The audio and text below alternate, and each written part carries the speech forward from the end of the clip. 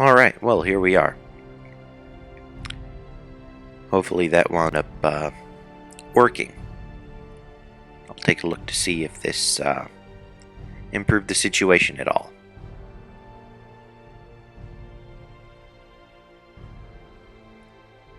Alright, let's see if that works. Alright, here we go.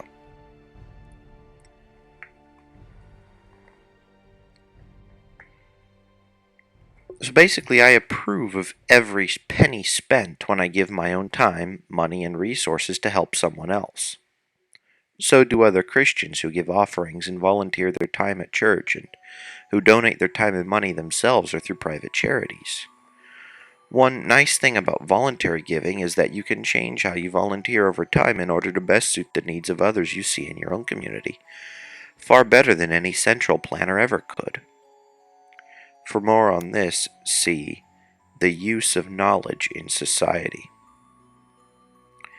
Most, if not all, decisions we and politicians make are limited by natural laws.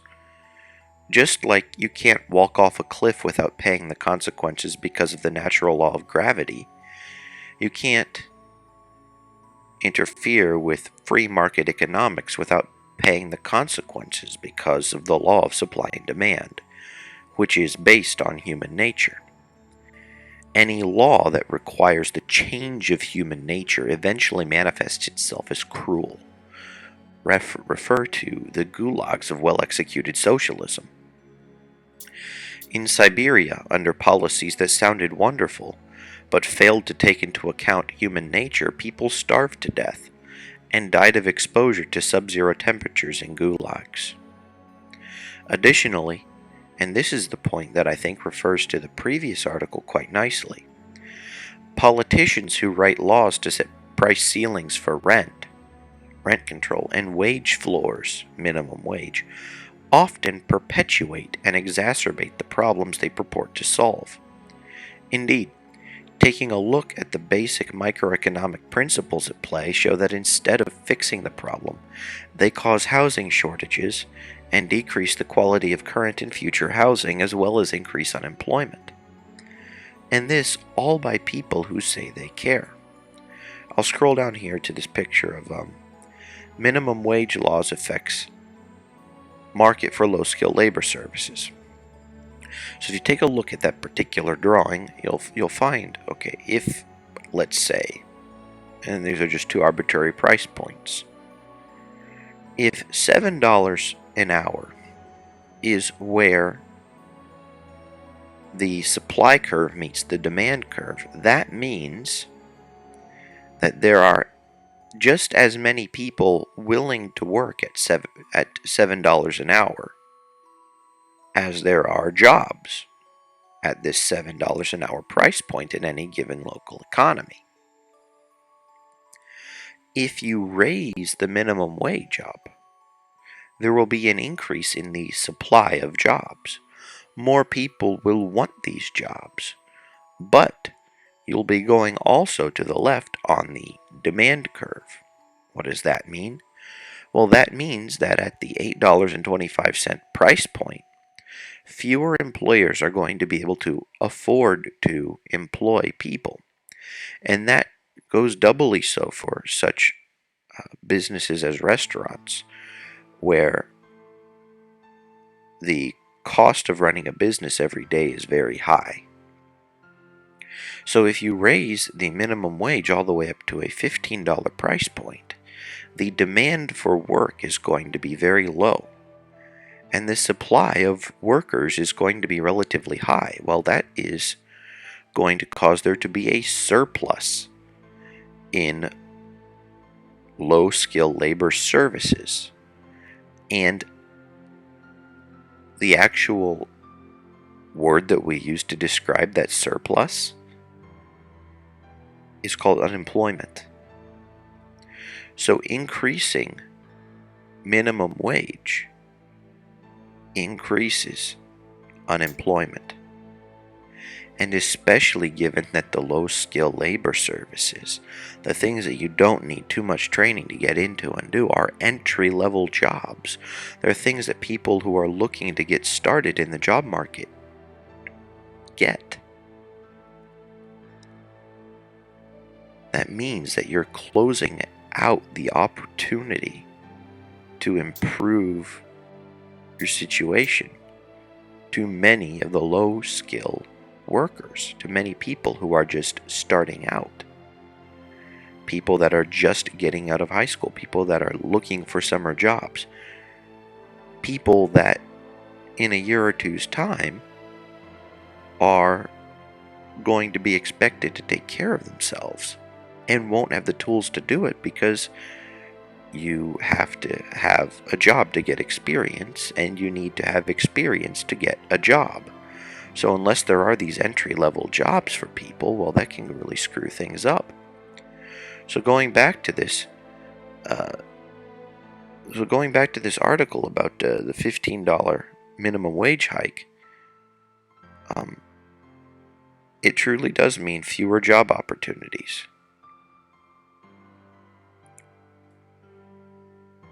And the thing is that increasing a minimum wage to $15 from, say, $8 or $12 or whatever it may be it sounds good.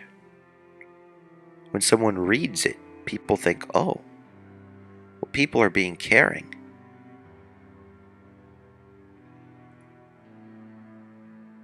And unfortunately, well,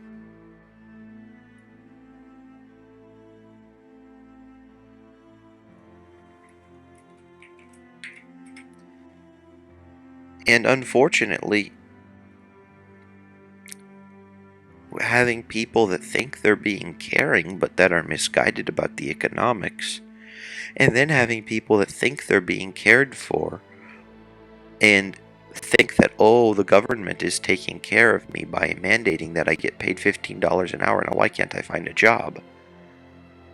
Well, it must be because of these nasty, greedy employers. That whole scenario surrounding the situation is very wrong.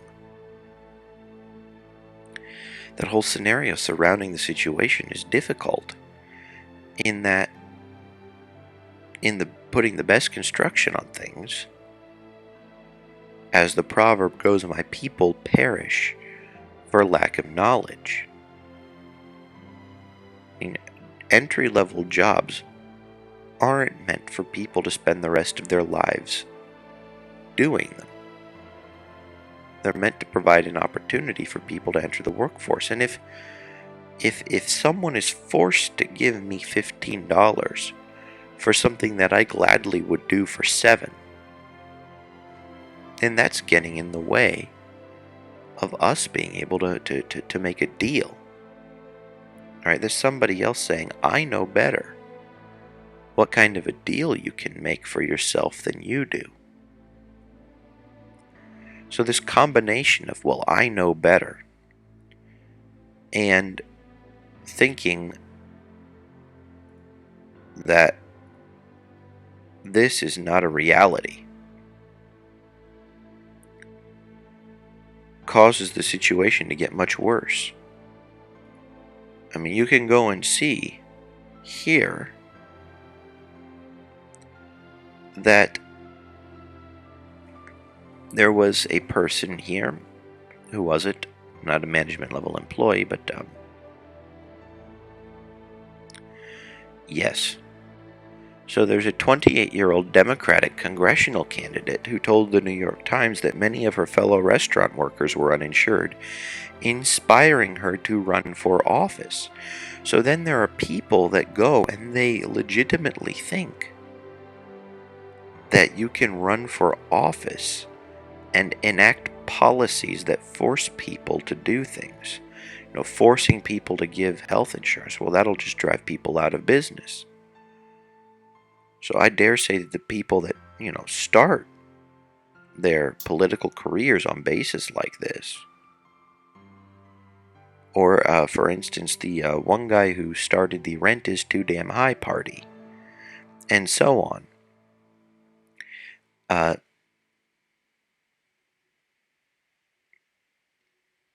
they're misguided.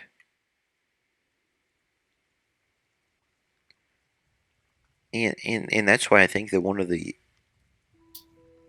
crucial points that should be in people's education is this idea of supply and demand, is this idea of supply curve meeting demand curve, is this idea of teaching people how to negotiate well, teaching people the math behind things, teaching people how much things are actually worth, and then letting them make their own deals. Letting them make their own deals will cause things to work out better in the end. It may seem a little more risky because you don't have all this plethora of laws to fall back on, which there always will be, right? There's always going to be laws protecting people from fraud and from theft and from murder and things like that, but these laws that are protecting people from low wages are actually protecting people from being able to get a job at all, and that's not a good thing. That's not a good thing at all. If we want to do good with the votes we cast in the decisions we make, we should seek to understand both the short and long-term impact of our decisions. Jesus himself said, "For which of you desiring to build a tower does not first sit down and count the cost, whether he has enough to complete it?" Jesus would have us be wise stewards of our resources. So how do we do that? When therefore a man absorbed in the effect which is seen has not yet learned to discern those which are not seen, he gives way to fatal habits, not only by inclination, but by calculation. This explains the fatally grievous condition of mankind. Ignorance surrounds its cradle. Then its actions are determined by their first consequences, the only ones which in its first stage it can see. It is only in the long run that it learns to take account of the others. It has to learn this lesson from two different masters: experience and foresight. Experience teaches effectually, but brutally. It makes us acquainted with all the effects of an action by causing us to feel them, and we cannot fail to finish by knowing that fire burns, if we've burned ourselves. For this rough teacher I should like, if possible, to substitute a more gentle one. I mean foresight. For this purpose I shall examine the consequences of certain economical phenomena, by placing in opposition to each other those which are seen and those which are not seen.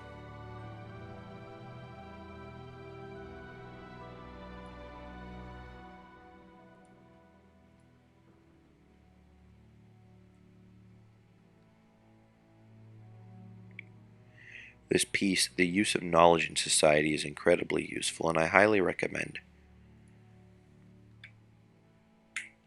anyone interested to take a look. I'll put this also into the chat box for you guys.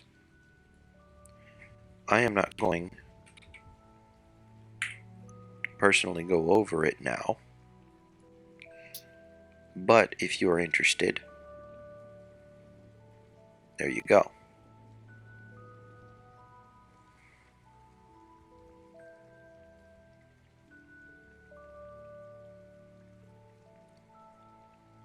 Anyhow, now, moving on to some other things,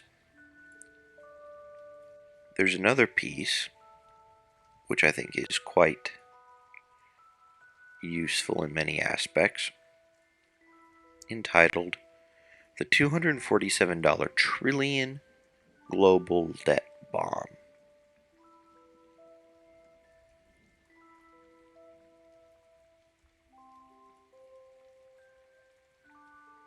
Now let's see if,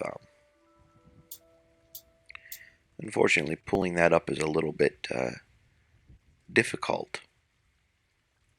So I'll just read the story to you. The untold story of the world economy, so far at least. There's a piece on the Washington Post. That here for you.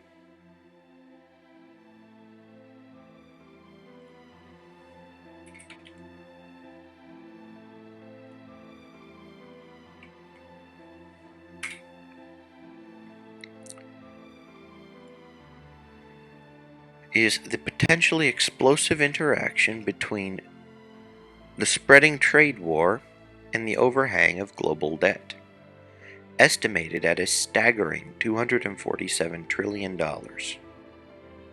That's trillion with a T. The numbers are so large as to be almost incomprehensible. Households, businesses, and governments borrow on the assumption that they will service their debts, either by paying the principal and interest, or by rolling over the debts into new loans. But this works only if incomes grow fast enough to make the debts bearable, or to justify new loans. When those ingredients go missing, delinquencies, defaults, and, at worst, panics follow. Here's where the trade war and debt may intersect disastrously. Since 2003, global debt has soared. As a share of the world's economy, the world's GDP, the increase went from 248% of GDP to 318%. And I'm going to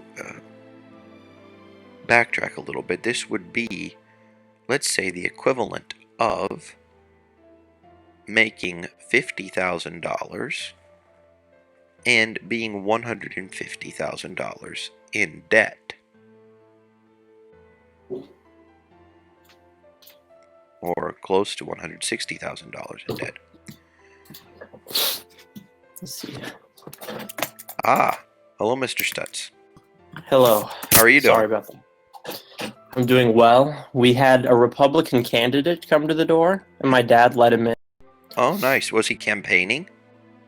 He was campaigning, and then I only caught the tail end of it, but we had another guest over that I had to eat with, and the guy... Are you sitting in your normal sitting position? Now I am. Okay, I'll move this window just a little teeny bit in order to center you. And essentially, my dad, of course, this guy just going door to door to ask for votes, and my dad invites him in to argue with my mom, being the ENTP that he is. Oh, lovely. So he wanted to, because my mom's liberal and the other guy's Republican. Oh boy. And so yeah, just great. That sounds great like stuff. fun. And then I had to eat outside for like 20 minutes, and I got eaten alive by mosquitoes already. So it's just great. But yeah. I'd be interested in hearing, how did the discussion go with your mom? I only heard the tail end, and it was my mom saying something about my uterus is my uterus, and my dad, or she's like, I want control over my. She's like, yeah, okay, but I want control over my uterus. And then my dad, because my dad came, I'm assuming that the conversation was getting a little escalated because he came down here to bring me up. He's like, come up and watch this guy and then eat. And I didn't get to talk to him much, but the guy seemed, from what I could tell, the guy seemed a little bit sheepish when I got up. Like I could read, the emotions on his face and his body. Oh boy. He seemed sheepish, and he seemed ready to get out. It's kind of funny. Oh boy. But yeah, that's my dad for you being. Well, so let's just go and stir the pot. Come right on in. I got someone that I know would love to talk. He's like, it's hot. Do you want a drink? He offered them food. It's all this stuff. I got some water. Well, at least you didn't let him, or your dad didn't let him arrive and remain empty-handed. Yeah. No, my dad's he's nice, but in a kind of conniving kind of way. Oh, yeah, certainly. It's very fun. Oh yes, it is. So I discovered for that about 15, 20 minutes into the stream that Wirecast wasn't picking up my microphone. Oh So that done screwed things up. well, Here I'm just that's great. No, oh my god, that's oops. kind of funny though. Yes, Ryan, one of our illustrious viewers, was kind enough to point that out to me. Well, Although yeah, I'm not that sure is when he pointed it out because I was in the middle of reading the other article right. when he was pointing it Oh out. my gosh.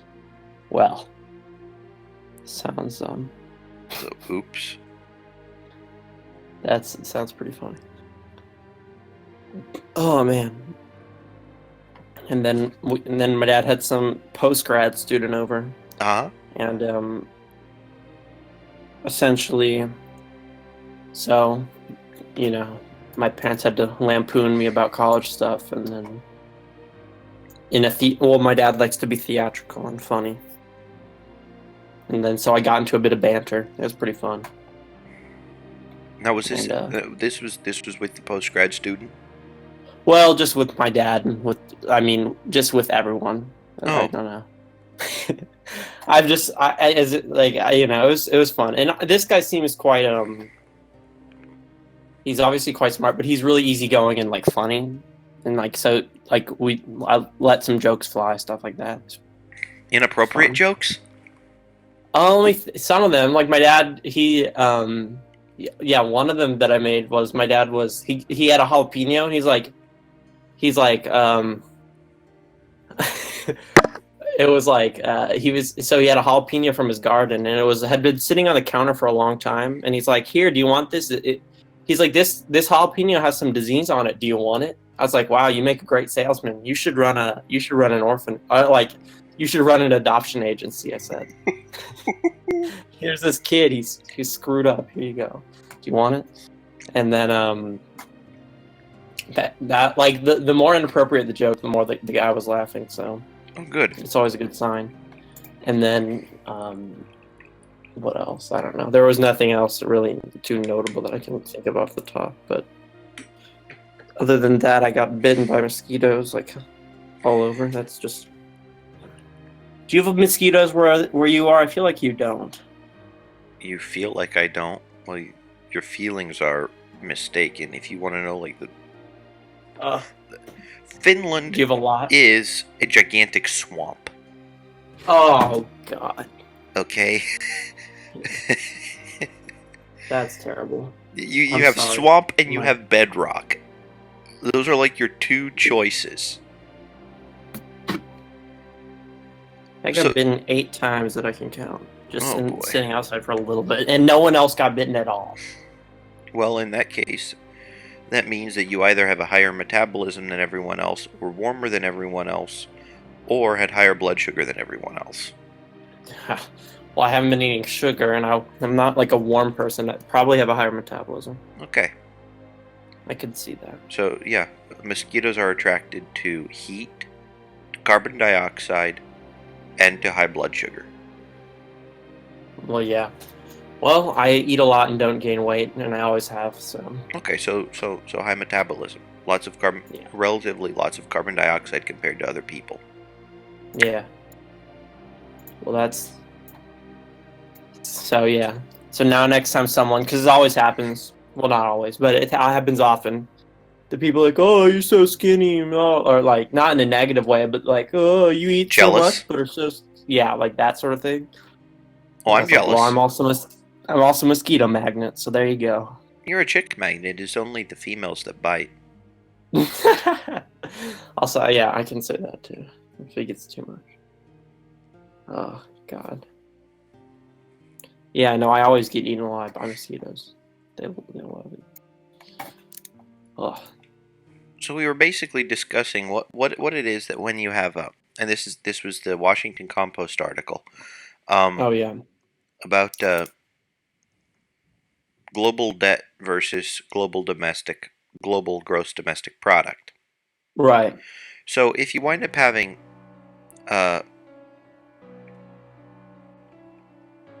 global debt being 318% of GDP, so that's like what? 8, 9. So that would be like, if you're making 50,000 a year, that would be like being 159 in debt. Yeah. It's So almost like pi times your debt. yeah. It's more than pi times your debt, Right. which is, I mean, that's pretty bad. I mean, just think Yeah, it about how it doesn't. would be getting out of debt in your own life. Ceteris paribus, if someone were to go and say, okay, whatever your income is right now, 3 times that is your debt. 3 times 0 is 0. Yeah, 3 times 0 is 0. But let's say that somebody's in the workforce, so you're making Right. You're making 10,000 a year. Your debt is Oh yeah. No, 30,000. especially You're making I think it's 100,000 a year. Your debt is 300. it's a lot easier for me to conceptualize it, like making it $10,000 a year, because it's like I'm picturing someone on that sort of salary You know, paying off like minimum a wage, paying off $30,000. $30,000 loan. Right. Yeah. Or like 35,000 or whatever. Like it'd be. 31,800. Oh yeah, 30. Yes. Oh yeah, because from 10,000. Yeah, I multiplied wrong. But Yeah. yeah, that would be like pretty awful. Oppressive. It'd be oppressive. You have all of these. You have all of your expenses that don't go away unless you live under a tree. Yeah. And then there's the weird thing that is, everyone has this. Everyone has this debt burden, or at least if you share it equally amongst every single person in the world. What happens when everybody takes austerity measures? What happens when everybody is like, okay, well, I'll cut back on this and I'll cut back on that, I'll cut back on this, I'll cut back on that? Then the incomes of other people go down Right. It by just the amount slows that you down. cut back. So that decreases their ability to pay debt even more. Yeah. So ultimately what winds up happening is, either people, you either you print money, thus making people more poor, because the same amount of money won't be worth as much, or you cut or cut interest rates and forgive debt, Right. or you redistribute from haves to have-nots. Those are the things that basically governments can do, banks can do, and so on. So there's this general tendency of people that when they have the opportunity to borrow, they will borrow. Right. And only when it becomes to the point where you can't even make the payments on your debt do they start thinking, hey, this might not have been a good idea. Yeah. So that on a global scale is ruinous. So then you basically find out that because, well, the majority of the money that's going around in a year is, well, the, the total amount people owe people is 3 times what people make in a year. Right. I mean, that's just mind-blowing. Yeah. And this happens because, ultimately, you can wind up having people mandating making loans that the free market wouldn't otherwise provide. You don't get these debt cycles to the same crazy extent. Like, you can still wind up getting them on a personal level, on a generational level, where people get into debt and get out of debt. But the swings are nowhere near as crippling, especially on the downturn, if creditors are allowed to decide who they give loans to completely. And they're like, okay, you can't pay this loan back. You are not getting a loan. I don't care that you technically can based on your income. I know that in 8 years you won't be able to. Um, and being able to make those sorts of discretionary decisions, it's just it's horrible. So then, Right. so when you see global debt being this high, the only thing one can predict is whether or not there will be an increase in monetary supply, but the complete lack of value, the lack of commensurate value will show itself, which means that, you know, it's quite likely that, well, let's just put it this way. I am very bearish when it comes to my prognosis Hmm. of how things are going. Right. And it's interesting. I'm here reading the article, and well, it seems pretty much like our little teeny discussion here covered all the points better than the Well, article itself did. well, that's not too surprising. I think that happens a lot of the times when we talk about things. And I think it's because we make it more simple than Well, than yeah. the article does. We just go and say, well, look, this is the way it works. Period. Well, as you said, bearish. And the only reason I'm bearish is because I understand what it takes to service a debt, and unfortunately, um, well, you know the saying, neither a borrower nor a lender be. Well, the I haven't reason actually heard that. I'm trying to think, was it Mark Twain that said it? I'm not sure who said it, but basically saying that it's a stupid idea to both borrow and to lend money. Specifically because, you know, if you're the lender, even, you lend money, people will not want to pay you back. Right. And if they are up to their eyeballs in debt, and, you know, debtor's prison isn't exactly a thing anymore, you're not going to get all the money back that you lent. You know, Oh, that yeah. you're going to get interest on the money that you did lend back. But ultimately, if you just pulled money out of your ass to lend it in the first place, you know, with fractional reserve banking and all that, uh, then you'll find out that an awful lot of the money that was made, an awful lot of the monetary supply, that is, the debt that was generated by fractional reserve banking, by central banks, and so on, what is something that was just an account there for accounting purposes. It never was valued to begin with. Uh, oops. Yeah. It's like, well, okay, at least I'm lending something that doesn't exist in order to get paid back based off of production Well, that people actually do make. So, so, right. so, so you know, the conveyor belt of the world's economy, the money, is actually quite expensive in that regard. Hmm. I guess you can look at it that way, or you can look at it from the perspective of, oh boy, we're forced to pay taxes using a particular currency. Therefore, uh, you know, whoever makes that currency basically makes all the rules. And as such, the Federal Reserve is not accountable to anyone.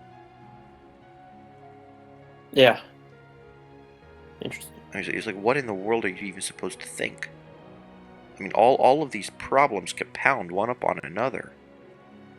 And ultimately, the people that receive the short end of the stick are the people that don't understand how things work, and who act accordingly to not understanding how things work. Right. That is off. That's a reoccurring theme in just life in general, I think, Mhm. for most Well, sorts of situations, but this is especially because everyone has to deal with money. yeah.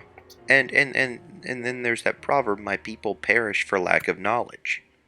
It's Oh very, yeah, very that's a true. really good, extremely true. Yeah. And what it reminds me of this other, I guess, saying. Let me see.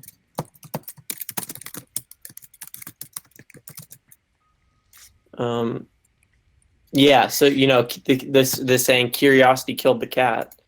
But Which, satisfaction brought it back to life. yes, there you go. But it's always taken out of context, right? Like you only hear the first part. Don't be curious now. Don't ask too many questions. That's not good for you. Wait until Yeah. you're older. If you think you're gonna get killed, it's like, okay. Yeah, don't ask too many questions. That's not good for you. Whereas the only reason that people don't want questions asked is because they can't answer them or they don't like the answers. So they prefer to either dig their head in the sand with regard to their own ignorance or dig their head into the sand with regard to the answers to the difficult questions that life occasionally poses. Yeah. And by occasionally, I mean all the time. Right. Yeah. Exactly. And yeah, I mean, I don't have too much more to say on that. It's sort of like that. Like that seems like it fits really well into the education hour, which, interestingly enough, Well, it's about that time.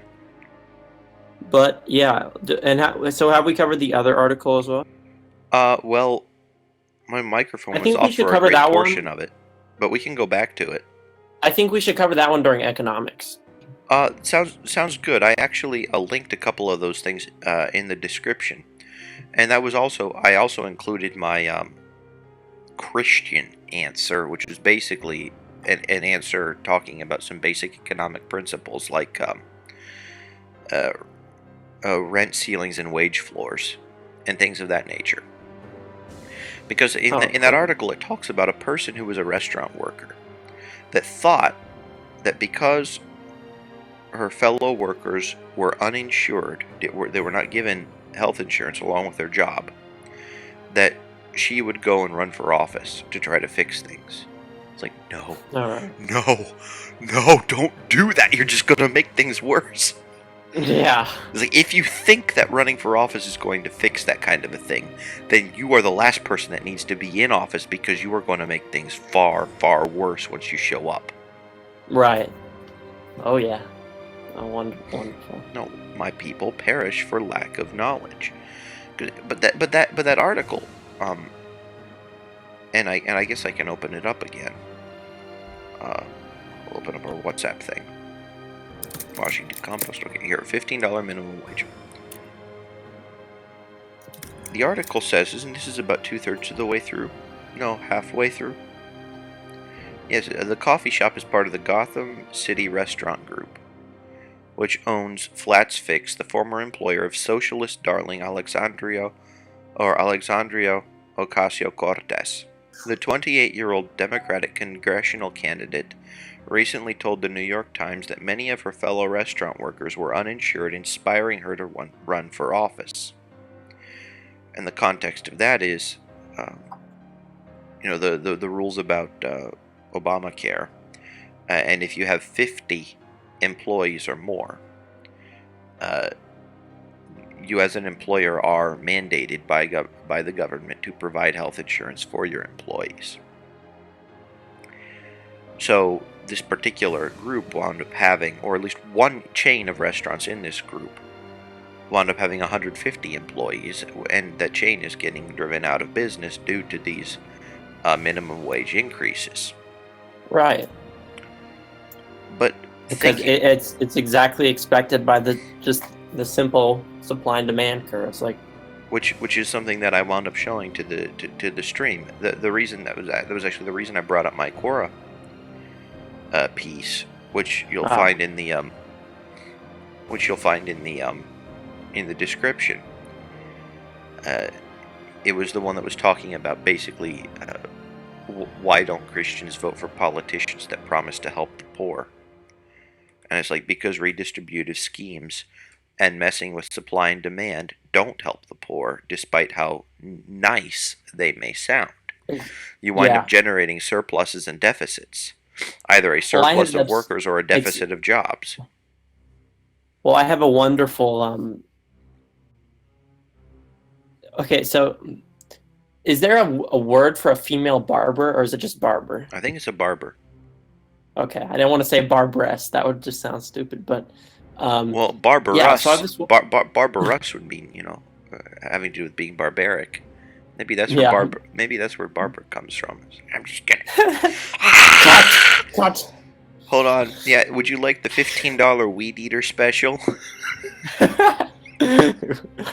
Well, don't worry. We'll give you some ear protectors. No. Oh, could you imagine Um, that, like really long hair right where this would be, and then everything else just mowed away and bloody? wait. I can't see your camera, so I can't imagine. I was just saying, okay, you have ear protectors, and it's basically Right. the same size as what I'm wearing here. So just imagine like a patch of really long hair here, where the strap is, and then just everything Right. a bloody rent with, hair and things just sticking Sounds out like a everywhere good. else. I think it'd be a good haircut to get before a battle because your enemies would be a little bit scared. They'd be like, "What did this guy do? Why is he messed up already? Why is he here?" Like you'd scare. I'd be scared. I don't want to.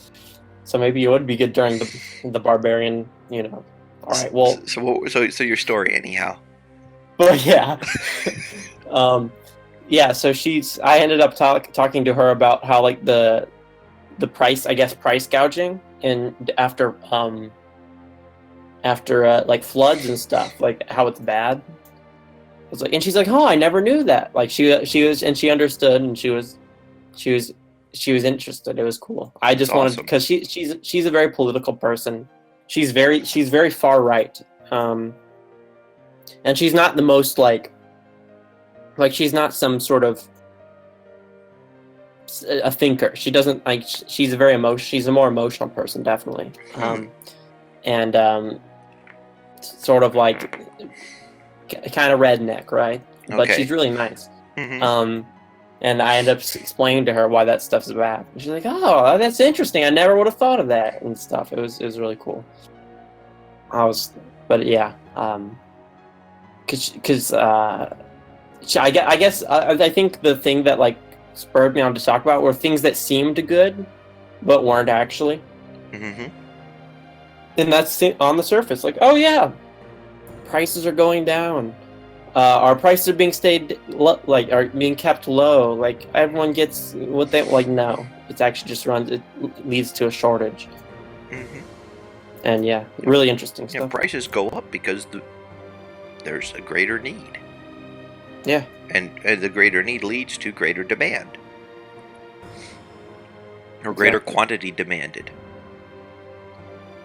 And then you wind up needing to move the supply curve. If you shift the supply curve up and to the... I'm sorry, I'll have to do this here, because I'm mirrored. If you shift the supply curve up and to the left, the price will go. Yeah. Yeah. Oh yeah. I'm sorry, if you shift the supply curve to the... what direction is to the right, by increasing it, yeah, then the price is going to go down where the demand curve intersects. Right. Exactly. And yeah, exactly. Because if you keep the prices high, that's a signal. People will come bring water in because And that will drive the prices down because there will be competition. If I can walk 10 feet this way and buy a gallon of water for $1 less, well, I'm walking 10 feet and buying a... Exactly. Simple. It is. Yeah. No. Exactly that. And it's just weird that would like somehow happen. Like, don't most people within government have some sort of like economic, like at least? I mean, that's like very basics. Like, I could figure out why that's wrong upon my first introduction to microeconomics in like one day. Like, that's not some esoteric like, because there are certain principles in any subject that like are actually quite difficult to see, and like only a few people will figure it out, and then they're but like this is not one of those moments. It's like, wow, if you've learned intro microeconomics at all, you should be able to say, hey, this is a bad idea, why are we doing it? And yeah, I just wonder how that somehow can pass in like legislative form. I think it's because people I, I think people are far more emotional in their decision making than we maybe give them credit Used to. for. Right. Yeah. And well, like you said with your with your barber friend, she wasn't exposed to this opinion. She wasn't No. exposed to this perspective at all. So Yep. so and apparently these aren't, thought experiments that people naturally perform, and people don't necessarily go and read all about it when it happens. They just think immediately, oh, high prices, that's not good. Period. Yeah. People love to think quickly and not too thoroughly. Yeah, that's a heuristic. High prices. Well, I don't like high prices. Indeed, That's it is. Yeah. therefore high prices are bad. Well, not necessarily, because prices do lots of different things, as you and I are both aware, and as we can, reiterate as many times as is necessary for whoever is watching the stream, is that high price is an indicator that something is in high demand. So people better get to producing it. And that procuring it. That, like, the heuristic thing you just described actually does kind of lead well into my core answer that I wanted to read. Is there time for that? Oh, certainly. All right, cool. Why don't you, if you start reading your core answer, I'm about ready to have this really, really nasty sneeze that'll spray snot everywhere. So, I will go and put up. I'll leave this particular thing up. Okay. Turn my camera off, and then, or I'll just leave my camera on. Go AFK for a little while, and have you read your answer, and then I'll get caught back up once I get my nose problems all taken care of. Alrighty. I'm sorry for being so abrupt about it, but no, the fact of the matter is I've been here trying to deal with that for about an hour. No, there's nothing to apologize about. So have at it, sir. I have your thing pulled up in my browser. I would pull it up for the viewers, except for the problem that I won't be there for scrolling. Okay. All right. Well, I will find it really quickly here.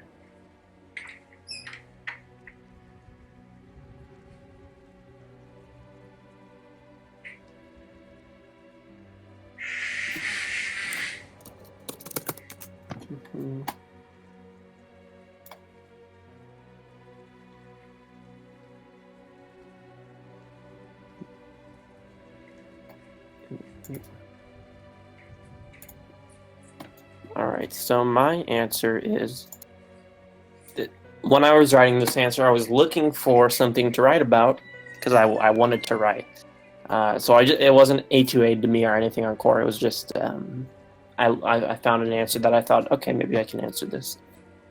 So the question is, do opinionated people act like inhumane bullies sometimes? So my answer, on a semantic level, I think the answer is almost a definitive yes. The inclusion of sometimes makes it hard to refute the possibility that people who fit into these broad categories may do this.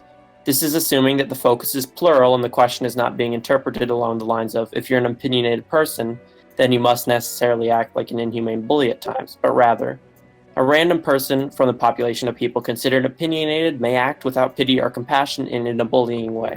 I could go into what defines opinionated, bullying, and inhumane, but I'll simply say for the former, enough to be significantly above whatever normal is and measurable mainly by a posteriori social intuition rather than a set scale, and for the latter two, I'll use their dictionary definitions for simplicity. And then I put a little disclaimer about how that might seem like pointless interpretive masturbation, but I want to do it anyway, just to make it hermetic, essentially. And then also I put another disclaimer that this is mostly NETI, like ENTP type thought exploration. So nothing I say is necessarily true at all, but it's merely supposition. So I'll start. I will start where I consider is natural to. What inspires someone to act in an inhumane way? Most people in general have some level of empathy present in them a priori. It's integral to cohesive and fluid social interaction, and is generally a plus when it comes to accomplishing things as a group. People who can use empathy to respect and accommodate their peers are valued within social paradigms because empathy inspires notions of both understanding and of validity. When someone is empathetic towards you, it's easy to imagine that they have your best interests in mind. Why do you think politicians resort to argumentum ad passionis so often? And further still, why does that exist as a fallacy? I posit that a person's empathy quantum could loosely be measured by how compelled one is to act with consideration of and within the bounds of others' feelings when corrected for conscientiousness, agreeableness, and intimacy, of course. And so when I say that, like when I say of course, I'm talking. So I'll go step by step to like unpack that part. So conscientiousness is just how well, like how on top of tasks is someone. So there's oftentimes like maybe I feel bad for someone, but I'm not conscientious enough and I'm not in control of my own life enough to actually go ahead and help them. But maybe someone who is very conscientious may end up being appear more empathetic than average just because they're so on top of everything. So correct for that. Agreeableness again. So sometimes agreeableness or agreeable people will be doing things that they actually hate doing, but they're just so agreeable and easy to manipulate that it's not actually them being empathetic, it's just them being weak. And intimacy is if you're closer to someone, then naturally you will be more empathetic towards them, and it won't give you a good like a mother being very nice to her son is a different situation than that same mother kind of being an asshole to a waiter, right? Like her empathy is, she seems quite empathetic in one situation because of intimacy. So if you correct for that, that goes away and you can see where, and I'm not saying there's some actual easy way to correct for all of these kind of abstract personality traits, but theoretically there would be some sort of way to do that, and not necessarily that you have to do it, but theoretically could happen. That's the point in that sentence. Naturally, what falls out of this when iterated in a group is cooperation towards a common goal. A hospital is built, a hunt is successfully completed, a concept is taught. It goes on. In a way, empathy helps to fuel the economic machine in the free market, desires being translated categorically into a price and changing in congruence with varied wants and needs, coercing both consumers and producers to maintain a balance. As ingrained as this seems, it makes sense that when someone lacks empathy, they are seen as villains, guilty before tried, and as outliers. We fundamentally crave empathy in others, and there's a reason people get worried when their kid kicks the dog for fun. It's alien to most. That's not to say that those without or with impaired empathy are inherently bad, merely aberrant, and with a niche psyche comes specializing in valuable roles that others simply cannot do. The average neurotypical is probably not properly appreciating neurodiversity, though, so negative stereotypes are perpetuated. Sometimes. Oh yeah, you go. Well, I'm just thinking about cognitive empathy as opposed to emotional empathy. Yes, cognitive empathy, I would argue, is more important. Yes, because regardless of whether you have emotional empathy at any given time, if you remain cognizant of things and you exercise cognitive empathy, not only just kind of naturally putting yourself into the shoes of others and knowing how they would feel or being really, really in tune to the situation, but conscientiously being in tune to the situation and considering the thoughts and feelings of others and behaving on the principle of treat others as you would have them treat you, or treat others as you, were you in their shoes, would have them treat you. That's not a mandate for emotional empathy at all. That is a cognitive empathy thing, and that's the golden rule. The golden rule is exercise or have cognitive empathy and act accordingly. Exactly, and emotional empathy can lead you astray, like in different ways. Price gouging. That's not nice. Price gouging is right. Exactly. Precisely. But I didn't mean to interrupt. I just thought that would potentially add a bit to the conversation. No, it definitely did. There was no interruption for sure. Sometimes when a person has greater levels of emotional attachment to a certain person than another, it allows them to use, this is what I talked about earlier about correcting for intimacy. It allows them to use empathy, endorsing one while disregarding or directly going against the other's wishes. For example, a father who donates money towards curing cancer when his daughter has leukemia, when the money would benefit the local food pantry to greater effect. Well, how do you This know is that a would very take moderate place? case. How do you know that it would be a greater effect? Oh no, there is no how you know. Like it was for while I was writing it, I just didn't have a good example, and I'm just saying, like it's a thought Well, experiment, and assuming it would have a more immediate consequence, certainly, and people would probably notice it more, at least in the right. short term. But in the long Well, term, I mean, that money has entered the economy, and it's going through the hands of probably some sort of either a research institution or a charity or something of that nature. So you don't really know what well, kind of right. value that money is actually No, providing. no, no. But it's And considerably less tangible because it's considerably less concrete. right. And my point isn't that was an actual case. Like I was just making. I was like well, I should have been clear, but I was trying to lead the, like we're going under the assumption that people know and we know that the food pantry is a better place. Like let's say cancer is already going to be cured with the money that's already there for it, um, and the extra money isn't going to do much towards that goal. Something, or the money is going to get wasted in someone, like some that money just does not go to greater effect. We're just going to assume that, and we're going to assume it was a bad example because you couldn't like tacitly understand that just based off the premise. But I couldn't think of one off the top of my head, and I didn't want to spend too much time dwelling. And so yeah, so we're just assuming the money will be better somewhere else. Or okay, here, let's say this one. This is easy. It's like spending money on like let's say your wife's a smoker, and you also have and you have kids, but you don't really like your kids, and your kids need diapers. And instead you spend the diaper money on a pack of cigs for your mom or your wife. Like obviously that's not a good usage of the money, but since you have a greater emotional attachment and you somehow want to please this person, obviously this is a fucked up relationship right now. Like this is a terrible, there's terrible family life going on, but obviously that's not a good usage of the money. But because of an emotional attachment, someone spent money in a kind of deleterious way, or not necessarily deleterious, but less than optimal way. Yeah. Well, I think suboptimal is kind of generous, but yeah, suboptimal. In that situation, is generous. Say But my point, suboptimal utilization of money. also known as being an abusive asshole. I mean, yeah, that too. So when I talked about the leukemia case, I said that's a very moderate case. So it's like, you're in the end, you're going to a good cause anyway. And as Matt said, it's hard to tell which one is actually more important. But we're assuming we're assuming that we know that our money would be a little bit better spent at the food pantry. Like that would benefit, whatever, that would benefit us a little bit better. Like our milieu would be, affected in a more positive way. We'll just assume that. And that's a very mild case, right? So this is a thing on a spectrum. It's not some binary thing. It's on a spectrum. So on one side, there's that sort of thing where it's still a positive thing in the end.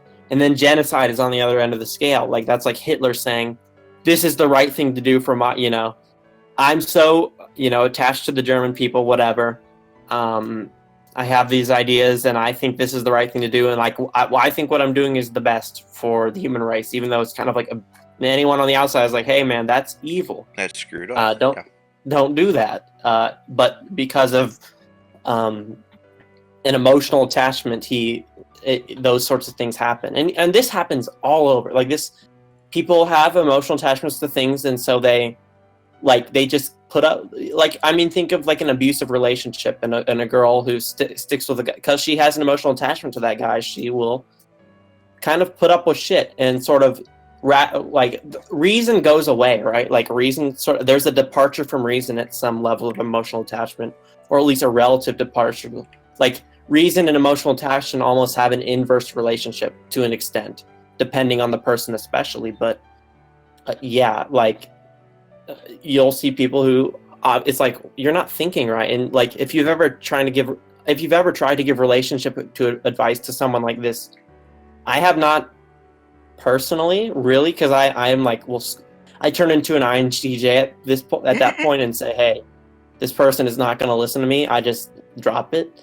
But like I know people who will try to give relationship advice to people who are like obviously like just out of their wits, like they're not thinking correctly, and they're not going to think correctly, and they probably just want someone to like vent off their their qualms on. They want to, oh God, this stuff sucks. Let me complain, and then just get more of it, right?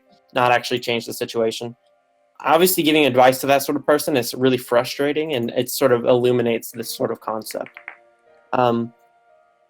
So for someone to act in an inhumane way, when that is likely not, so as I talked about empathy, it's likely not their natural disposition. It requires some level of environmental motivation interacting with their own feelings.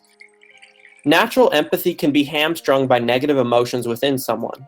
If I'm extremely angry for any reason, I will have trouble consoling my friend who is struggling with his relationship. When mad or stressed, people tend to behave towards others contrary to how they would otherwise, sometimes predicated on stress alone, irregardless of source, and often regretfully.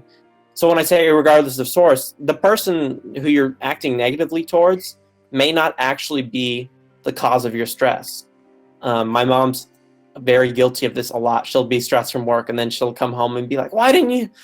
Something I didn't do. I instantly recognize. I'm like, "Mom, did you eat?" She's like, "Well, no, I didn't eat." And then I'll be like, "Well, is it your boss at work or whatever, something at work?" And then she'll complain about whatever was at work.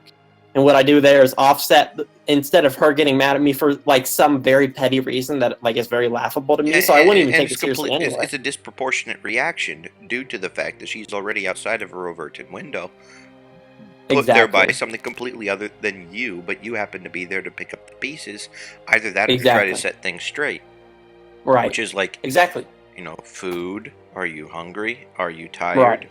Do you need to vent? Get all that stuff out of the way, and people generally tend to act more reasonable. Exactly. And so yeah, and I'm very good at getting cooling my mom down. Like she'll just I know exactly what to do, essentially. And a lot of times I just do what she told me. Like if I do what she tells me, if she's like really mad about some chore or something, and a lot of times it won't even be a chore that I have, like not something that isn't even assigned to me, but like if I just do something to help her, instantly she's like cools down. But anyway. Yes, I've noticed that kind of a thing tends to work when people are in a stressed frame of mind. I actually conducted just let me know if I'm not adding to the discussion, and I'll be quiet. Of course. I conducted an experiment, which is namely,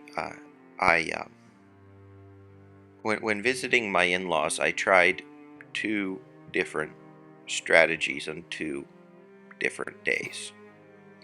Alrighty. One, I went and I just did a buttload of housework. I didn't make any issue about it whatsoever. I just went and I did it. Everything was, spick and span, tidy, done. Nothing to point at or complain about or anything whatsoever. But because my father-in-law winds up being stressed due to work, he still found something to complain about. But I remembered, okay, my brothers-in-law have said that my father-in-law likes it when people are working.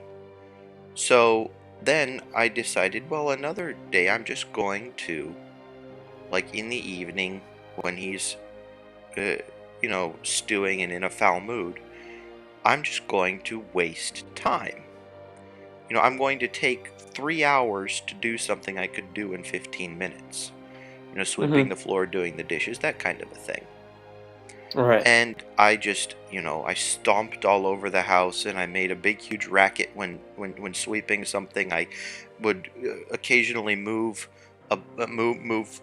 basically a gigantic pot full of a whole bunch of other dishes from one side of the sink to the other, just making noise over and over and over again. And things were considerably worse that day in terms of the amount of work that had been done. But my father-in-law was considerably more satisfied with the state of things, even though I hadn't gotten to all the chores. Yep, exactly. It's and my mom always talks about it. It's impression management, and it's something I'm notoriously bad at, naturally. And that also explains a lot of people that are or have been involved in the military have this thing: look busy. Yeah. Walk like you got somewhere to go. You know. Right. So even if you're walking to In go circles. do nothing, yeah. If you're walking to go do absolutely nothing, and you're walking like you have a purpose, you're just boom, boom, boom, done. Or even if you have very little things to do, if you go and make a ruckus about it, people tend to respond in general, unless they hate the ruckus, unless they hate all these other different things, more positively, and view you more positively. Exactly, and that's a good point. But you were saying regarding that doesn't necessarily tie into my answer, but it is a good thing that I would like to discuss anyway. So it fits in well enough. Well, I was just thinking about I was just thinking about the emotional reactions that people do wind up having, right? And exactly, and how when they perceive this. And I know this is a very, almost grasping at straws, but I think that there actually is this connection, though I don't have any proof of it. They perceive you doing these things that they consider important, and getting the constant auditory stimulus or the visual stimulus of you walking past or whatever, as you being cognizant of their wants and needs.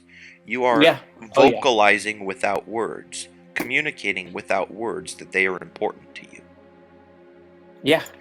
And so you get them back within their overton window without saying an actual word. Yeah. Now that does tie it in quite nicely. So then now I move on. When a person has a strong opinion, it is often marked by an emotional investment in said opinion. Oh, no, wait, no. Before. It seems like empathy takes up. Yeah. Natural empathy can be hamstrung by negative emotions within someone. If I'm extremely angry for any reason, I will have trouble consoling my friend. It seems like empathy takes up emotional space and can be displaced by a relatively strong emotion within its holder. Emotions at the source are, by definition, stronger than secondary emotions, the communication of which empathy facilitates. So, what I meant there, let me think. I'm trying to think exactly what I meant in that last sentence. Emotions at the source. So, so the person feeling those, like empathy, and I'm talking about emotional empathy here. When you're feeling someone else's emotions, it's by definition, unless you have a really oversensitive brain, but I'm gonna assume that this is not the case. Like when I feel sad when I see someone, or when you feel happy when you see a cute video, the person in the video experiencing the reaction firsthand is more happy than you are secondhand. But you can kind of share the emotions, and it sort of it's still less than generally. Like when I see someone sad or I see a sad movie, I'm probably less sad than the character was in the movie who I'm reacting to, but I still feel that emotion. Unless you're a highly sensitive kind of a person, in which case you might actually feel it more than the person who was feeling it. Right, exactly. But and that would be the exception as opposed to the rule. Right, exactly. That is an exception, and I'm going to go ahead and assume a vast minority. I almost said majority. But yeah. When a person has a strong opinion, it is often marked by an emotional investment in said opinion, and no one is really immune to this phenomenon. Cognitive dissonance acts as a negative feedback loop, and we even try to preempt it. Observation bias is a rather mild example of this, and shows how even in situations that are designed to be as objective as possible, such as an experiment, our emotions get interlaced with what we perceive as reality. It's hard to divorce rationalization from reason. So when I talk about preempting cognitive dissonance, it's kind of like, if you say you want to learn something, but you're not sure if you can learn it. A lot of people, what they'll do is they'll just give up right there. They won't even go into it. Because imagine trying to do something that you want to do, and then you figure out that you actually can't do it, and it's really difficult, and you don't, maybe it is, there's always a chance that you can't actually do it. That breeds a lot of cognitive dissonance. And so what our brain does is oh, nope, we're not going to do that. Oh, I'm not going to do that. And I'll see this in relatively smart people a lot, and especially just smart people in general, not relatively. Let's just say smart people in general. And I fell prey to this in school at some point for sure, where I would not put in a lot of work at all, and I'd still get good grades. I'd get good high test scores, and I'm like, oh, of course.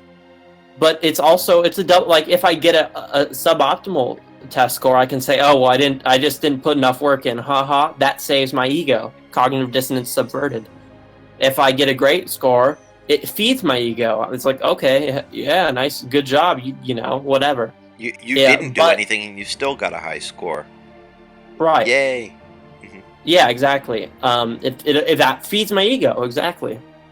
And if you put in work, a lot of work, and you get a good score, that yay turns into, oh, well, I expected that. I put in a lot of work. That's expected. I should be doing that. If I put in a lot of work and I fail, that's the worst. That's where cognitive dissonance is bred. It's wow. I really tried at that and I still failed. That's not fun. So, what I'll see is, and I've said this before, I have an answer. One of the first pieces I wrote on Core about gifted people and cognitive dissonance, I think we're more susceptible to it. And that was part of it. I'll see in a lot of gifted people just sort of slacking off in school and stuff. And there's other reasons. Obviously it's a lot of tedium and just boring shit. Let's say we're corrected for that. Let's say it's actually adequate. Regardless, I feel like gifted people often have a greater tendency to do this than even the regular people, the average, because they really don't feeling emotions more strongly, etc. Cognitive dissonance feels like shit. It feels like worse shit to them, so they're really going to try to avoid that. And especially on top of, they have higher expectations, so it technically is a little bit easier for them, depending if the expectation is in line with their actual ability. It's a little bit easier for them to develop, this just by nature of how they interact with other people and how other people perceive them. So yeah, but my main point there is we do try to preempt it. We actually try to just avoid it altogether. We see a situation that could possibly arise, and let's go get away from that. I don't want to do that.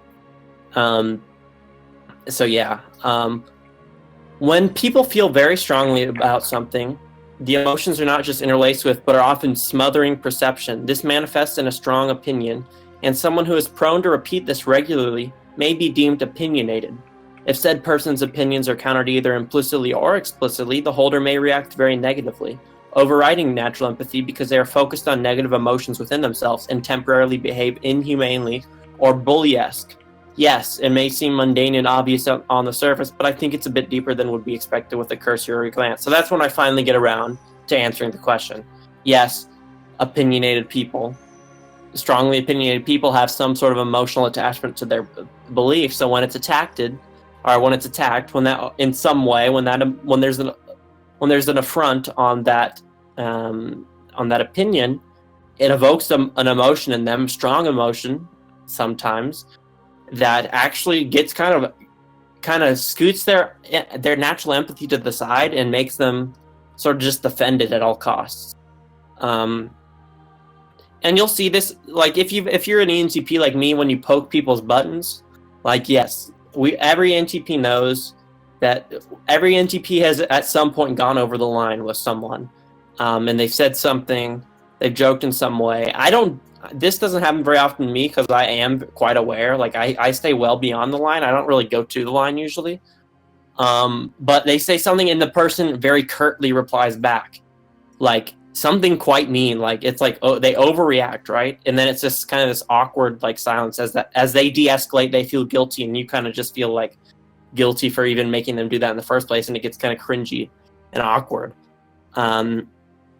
Like that sort of thing is this phenomena again in a, sort of a different form where you went over someone's boundary and they just they just defend it, and they don't actually take you into consideration because they don't have the emotional space to do that.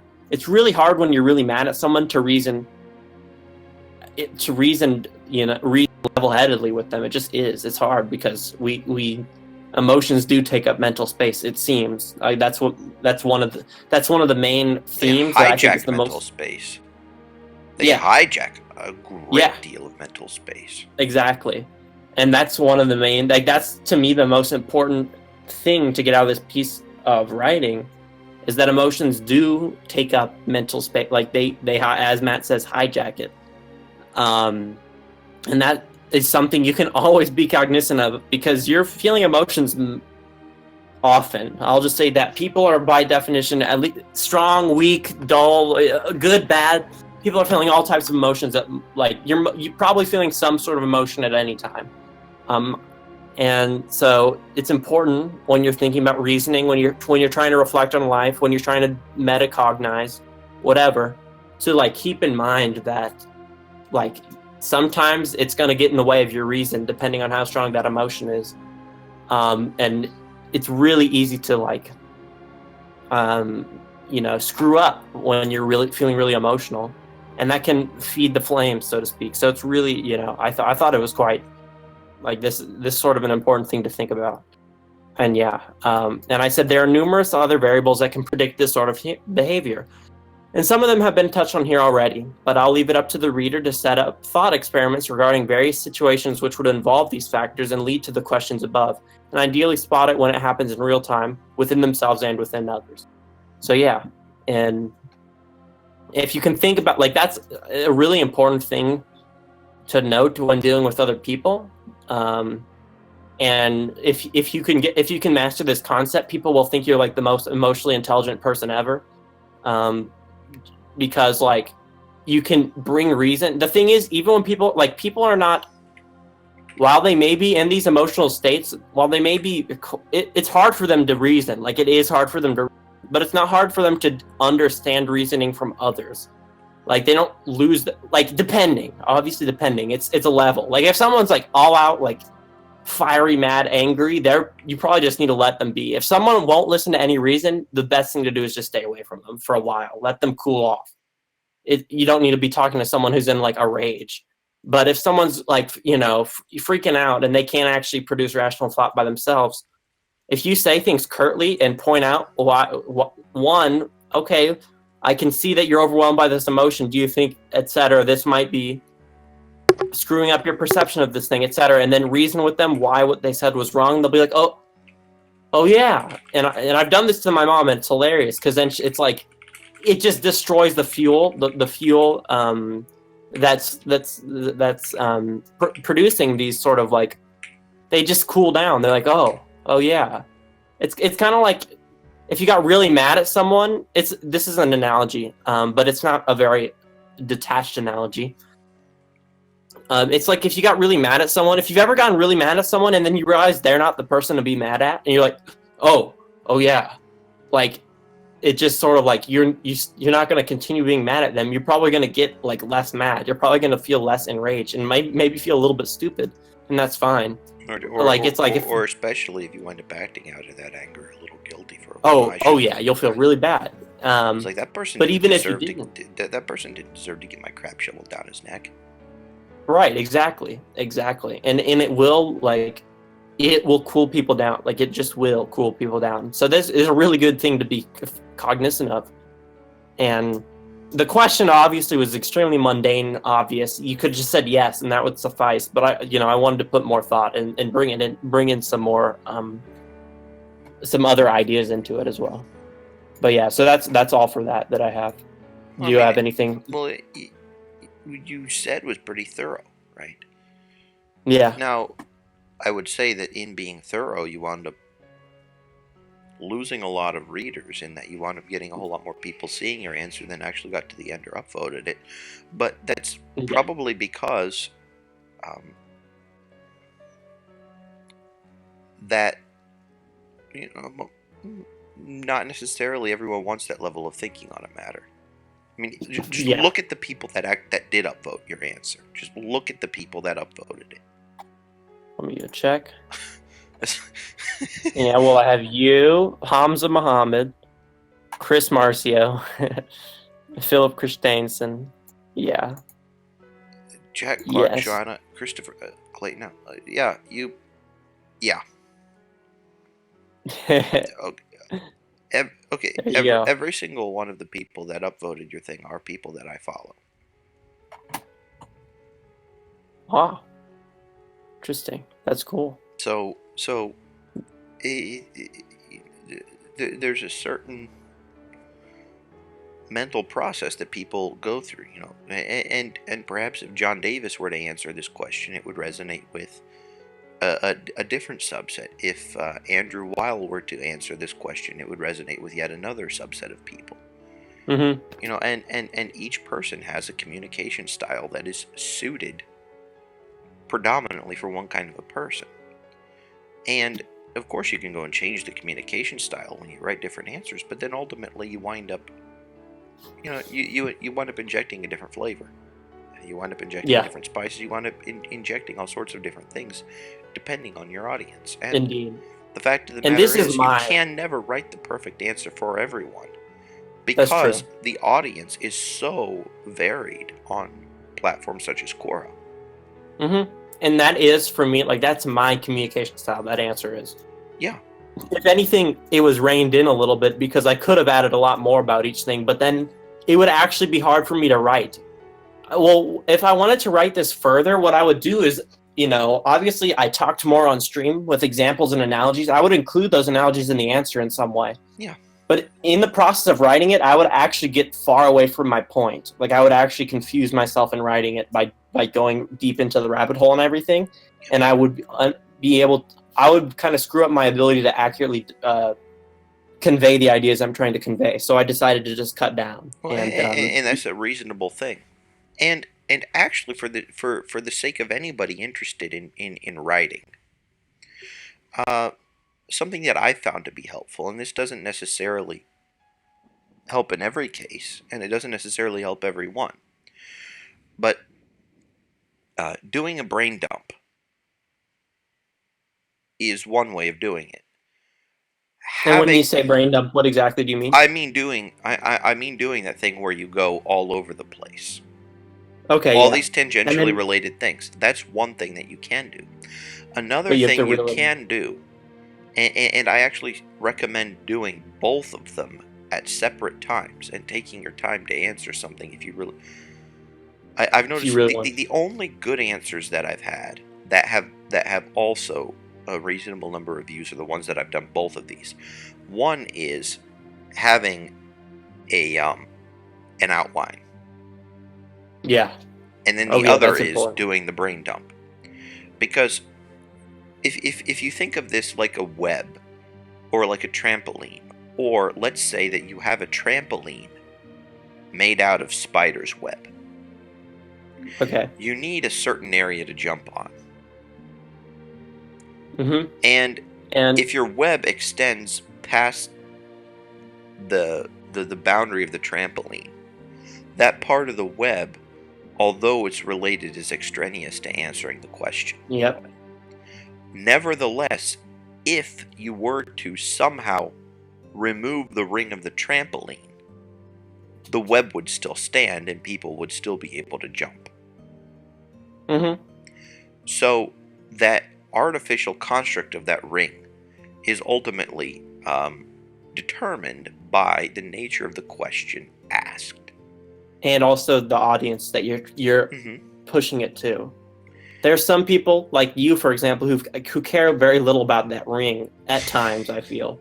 If I care about the ring for the sake of others. Yes. If the web goes outside the ring and it's interesting and important still, but maybe not necessarily very important to the question, you'll still like, okay, well, that I'm glad you wrote that. And I think I would be, that's what I say too. Like there's many times, and sometimes you'll see the best answers on Quora kind of went outside that. Usually when they go, okay, so I'll say this, I'm not saying I'm looking up upon this, but they're all like, people ask a certain question, and then someone will just give their life story, right, or something like that. Mhm. And they answered way outside, but it's an emotionally appealing way, so a lot of people love it. And Yeah, they they follow the bunny trail all the way through. and they're like, "Oh, that was great. What was the question again?" Yeah, yours was cognitively appealing and not necessarily emotionally appealing. And Oh yeah. so you wound up getting the people that like following bunny trails of that nature. Yep. And another thing, using your web analogy, it's like you can have a very scrambled looking web that's like messed up. If you've ever seen the first pictures of a spider trying to make a web in space, it kind of looks just like a mess. You can have webs like that have all the important points, they stand for the strands, but they're just in a mess. That's while having the same content, not looking as nice and not being as digestible and usable as a nice web that's symmetrical like it's supposed to be. Like, and think of that in your writing as well. Mhm. Well, you might have said a lot of good things. If you haven't spent time to like format it and like reorganize and say, hey, I need to move this part from here to here, I need to shorten this, extend this, etc. Your writing could be like, you can have a lot of great ideas and even great like grammar and everything, and it'll like, people will just be like, what the hell is this guy saying? It doesn't make sense. And maybe to some people it makes sense, but they'll be like, wow, what is that how you're going to say that? Like there's a way better way to put that.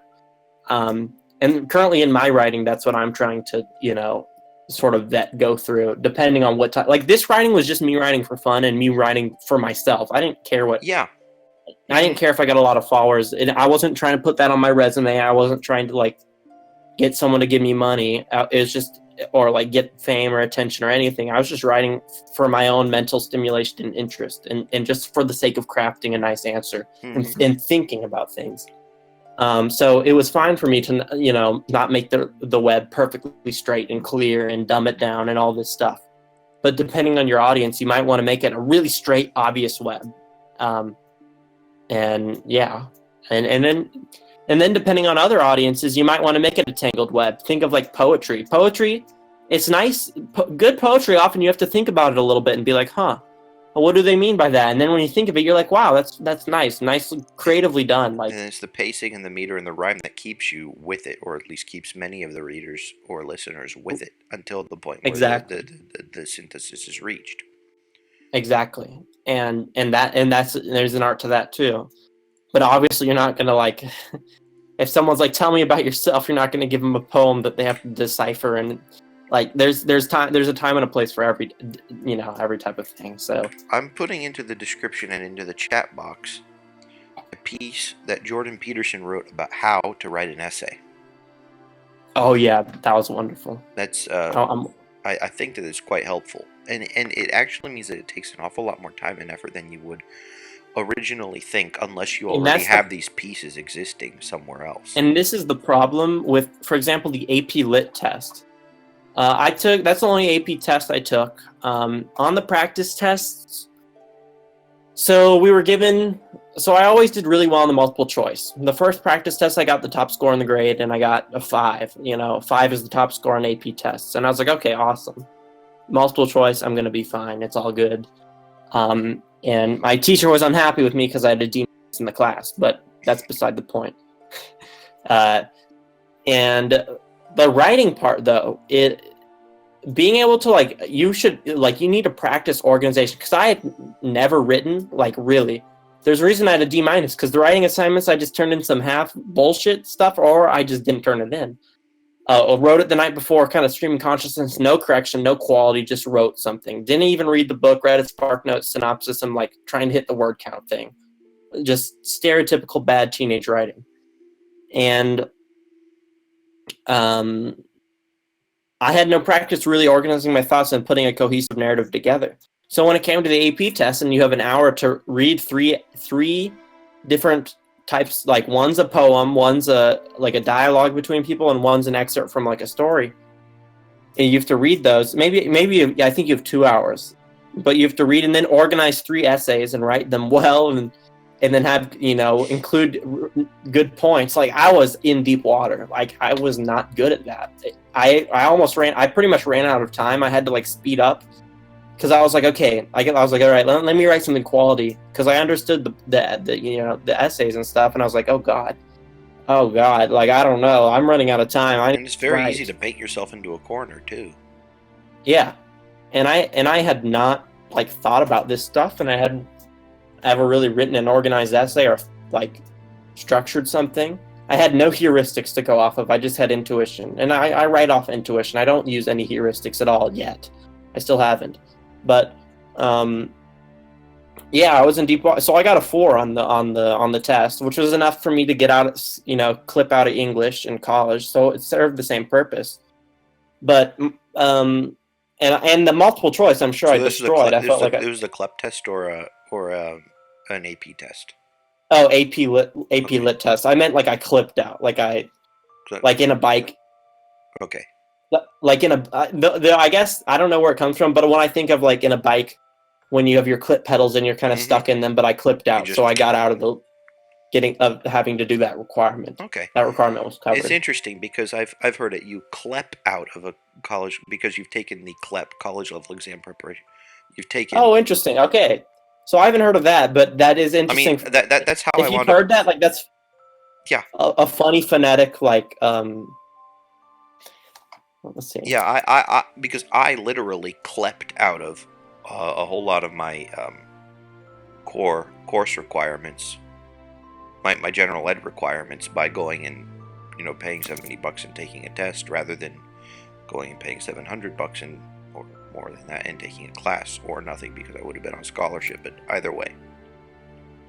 Oh, okay. So maybe I misheard the phrase, and it actually is CLEPed out.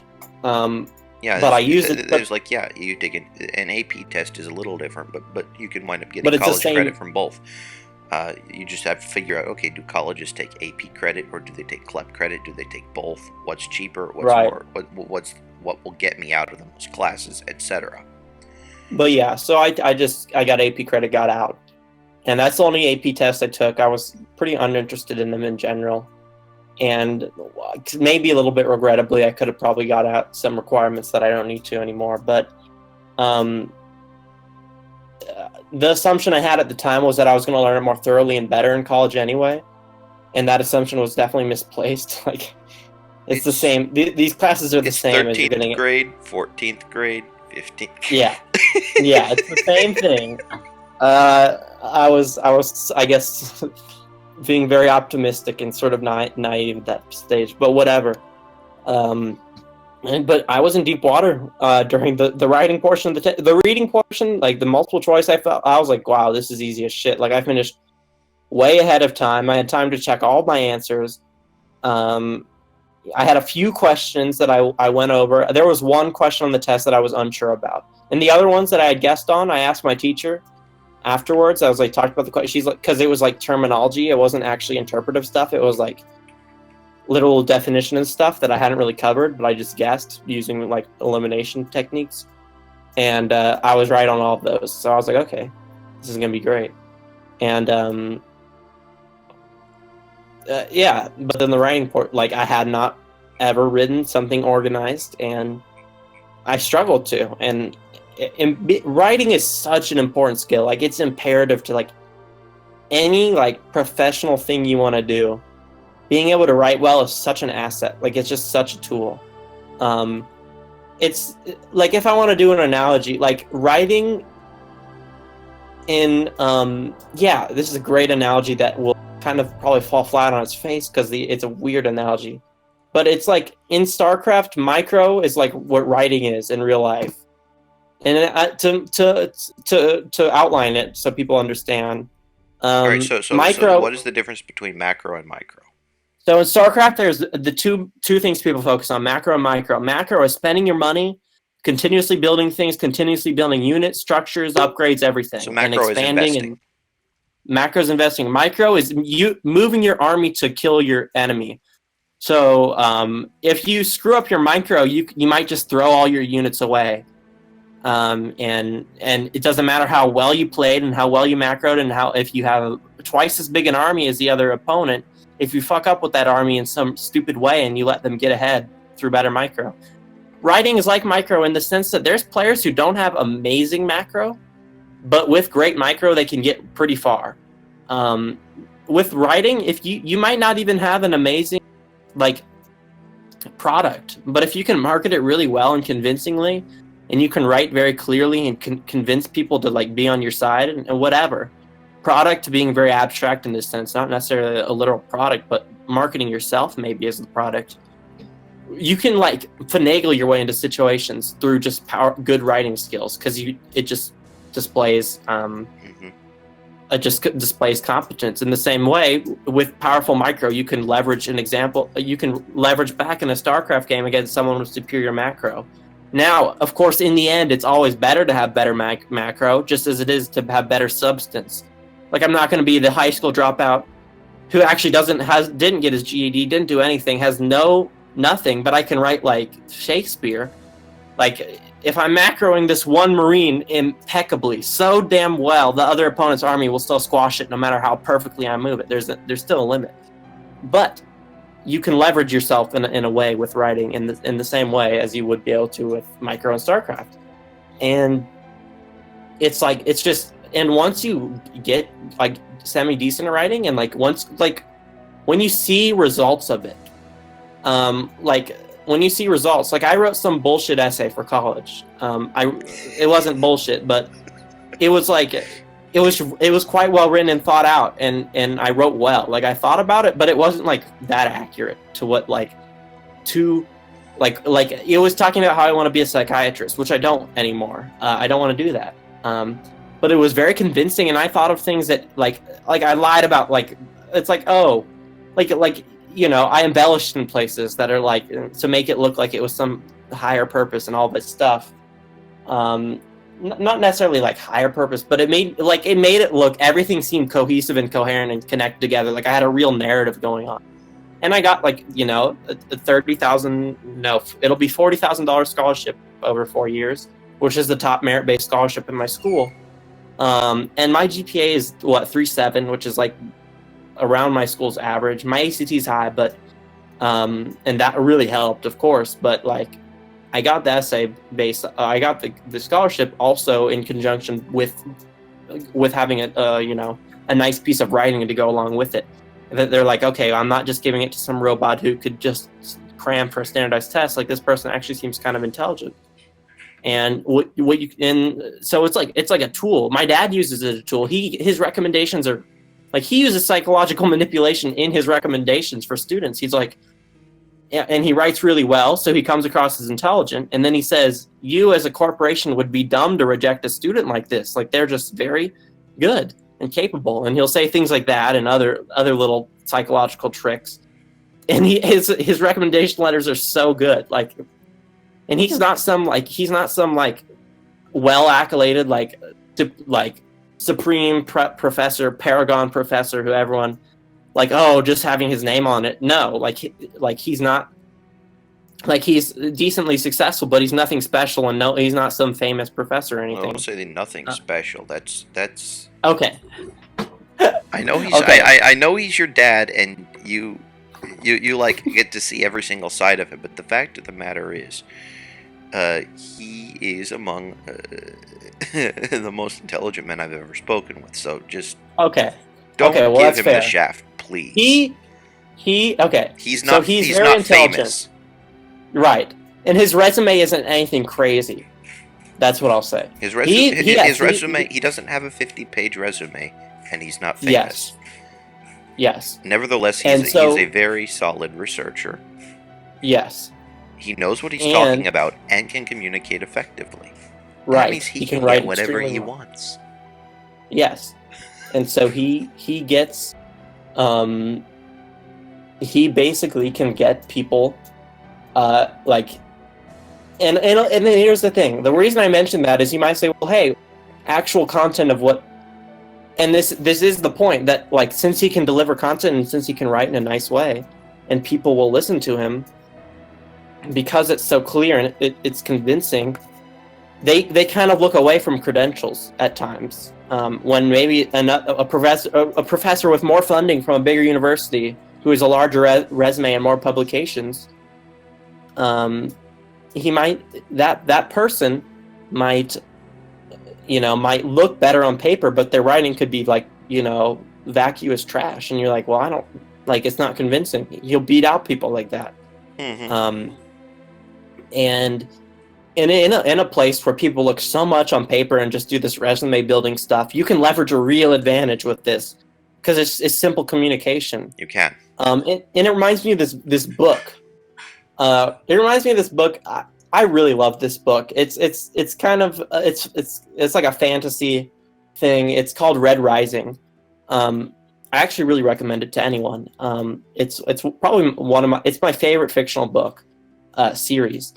And so it starts out. So essentially, I won't actually I'm not going to give a synopsis of the book, but I'll say there were these. So there's people who are the top of society, and they have this entrance exam, and there's this really there's this scraggly boy, this kid who barely scrapes in. Like he's within the top upper echelon of society somehow, but he's not very pristine looking, and he seems kind of disheveled, and then on the other hand, there's this very, very there's this kid who's like pedigree, perfect pedigree, a genius, strong, all this stuff, rich parents, all these things, very this is a minor spoiler, so you can close your ears. Very minor. It doesn't actually play into the story that much. But these kids, and part of the entrance exam to get through this camp is half of them are cold. Literally, they have to fight each other, and then they get a place to go through this. It's like training for society, and it's kind of a contest to see where then the upper people in society take in apprentices from this contest, and that so a very someone who's at the top of society and very rich will take the people who did the best in this contest thing, kind of like a Hunger Games type situation almost in a way. That's kind of how the games are set up, and so that they get the best opportunities to increase their their personal merit. And this kid, and what they do is just like in any bracket system, they set up the top of the bracket so the people expect to do the best go against the worst people. So in that way, you're not just knocking out all the best people. It makes sense. And so this kid at the bottom obviously faces the kid at the top, and he, I don't know what he does. I forget. He kicks him in the windpipe, and then the kid. I don't know. He does something. He does some sly underhanded maneuver, and then he just stomps the guy's windpipe and wins. The pedigree guy, all that pedigree did not matter because this kid just tactically outdid him. Basically, it's it's an equal realm, right? It's an equal battlefield, and he was better at actual fighting, and he had more actual substance. And while that other kid had all the pedigree and all the accolades and all that stuff, this kid was just more cunning and was able to get and when you're writing competitively, so for a scholarship, for a grant, to get a grant, for a proposal, anything, it's kind of an equal playing field in that sort of way, in that little realm. Maybe not to the extent where one guy's getting killed and stuff like that, but it's a place where people don't put their resume in their header of what they're saying. Oh, my GPA is this, I got this on this test, etc. No, they're here to read what you wrote, and it doesn't matter what the hell else is happening. It's kind of a vacuum in that way. And think about most professional jobs require some degree of writing in them, and to apply for them and to get them, you need to write some sort of something. Usually, your writing skills are often appraised for many many well-paying jobs. What was the book you were recommending? Could you Red Rising by Rising by could you put it in chat, please? Yep, Red Rising by Pierce Brown. Really, really, really good book. In my opinion, I really enjoyed it. I'll just paste the Wikipedia. Great. Thank you. And you'll send it to me on WhatsApp. That would be great as well. Then I can. Yeah, for sure. It's I will do that right now. It's really good. It's a really interesting book in my opinion.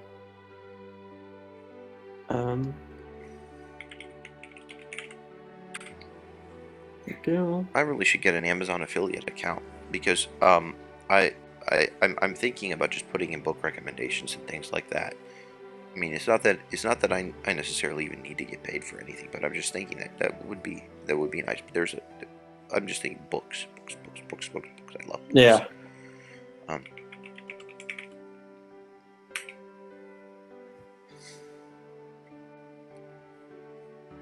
See, all right. So here you go. Okay, it's in the WhatsApp. But yeah, so like I cannot like just being good at writing and improving your ability to write. It's just like, I mean, it's a really powerful ability to hold. As silly as it sounds, it's not like when people talk about power, like you'll think, oh, working out, like it's visible. When someone works out, they get stronger, their body is more powerful.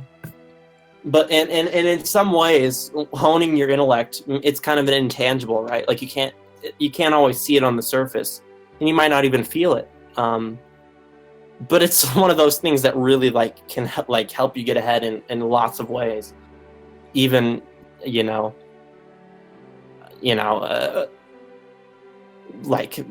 barring everything else, like let's not even think about other things. This is a way you can get ahead, and it's just one of those things people see. Like people really like when you write things, they don't only see what you write, they see how you write, right? Like right, no pun intended.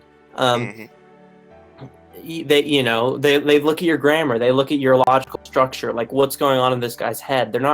They're going kind of meta naturally. And the same thing when you speak as well. And that's so having good interview skills and good soft skills, I suppose that's what they're called. Holding eye contact, speaking clearly, being coherent, being attentive to what they say, etc., being polite. All of those things can leverage huge advantages. I've gotten jobs I'm not qualified for because I interviewed well. I've been pulled over like 6 times and I've never gotten it because I and I speak honestly, and I'm well spoken and I don't like quiver and all that and all those things. And also like whatever, I got lucky as well. I can't say that was the reason, but when you get pulled over 6 times and there's no reason for you not to get a ticket at times, and you still don't get a ticket, there's probably something going. Like I can assume that there's something I did probably helped the situation. And so yeah, like just being able to communicate well in general. Let's bunch them all together. That's just really important. And it's like as far as like from a business standpoint and marketing yourself. If you're not interested in that and you don't really care, that's fine too. But if you really are,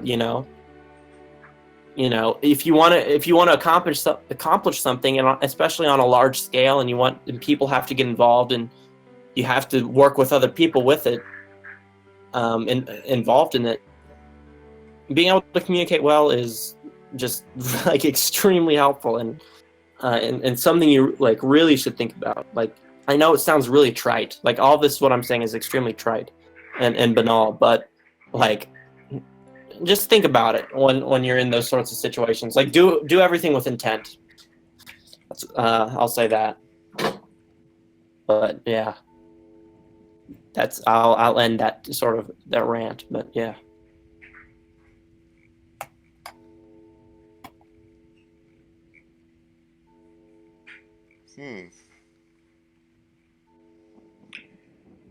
Well, I'm just thinking back to my own scenario, which has to do with communication, and perhaps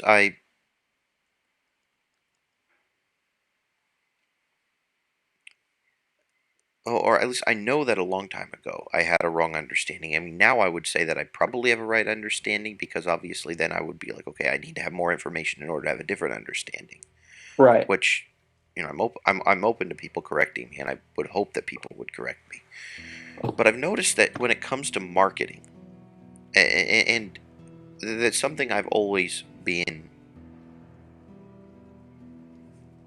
relatively bad at, not because I don't know how to do it, but because I've almost been unwilling to play that game.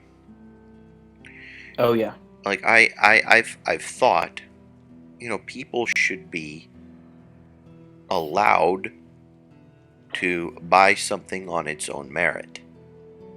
And I think, well, I wouldn't buy a turd just because it was a well-marketed turd. I don't like turds. I don't want turds around me, etc. I think that they, belong in the toilet and getting flushed down, etc. Not in the punch bowl. No, they do. I don't. I'm not putting a turd in my punch bowl. I hate turds. And there are many, many turds in the marketplace that are well marketed. So I thought, well, people should be given the opportunity to see what I have to offer and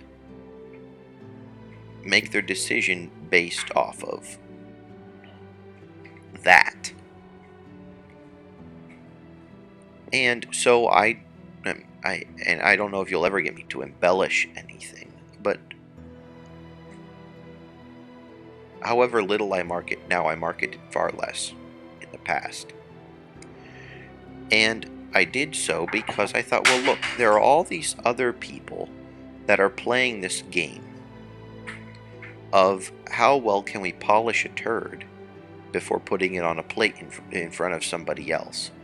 Polish the turd, put it on a silver platter, and see if people will buy it. And people buy it. So I just thought, well, okay, well, if people are in the business of buying turds on silver platters, like, what's to say that they're even going to have the capacity of differentiating my not turd from the well-disguised turd? So I would just go and think that that would be completely useless. But the fact of the matter is, even, like,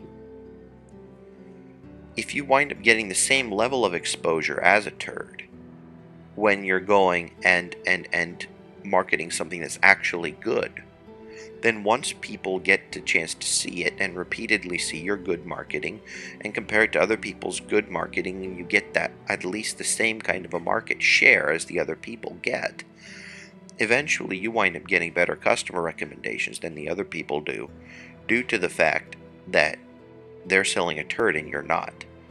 So you have to have, as you were saying earlier, both elements. You have to have the element of, I can write about this well, but the thing that you need to be writing about also needs to be good. Because that's the difference in between what amounts to a transient product or service and one that lasts, or a transient business and one that lasts. You can only get away with providing something people actually don't value for a time. So it's not a question of whether you decide to play the game. You have to play the game.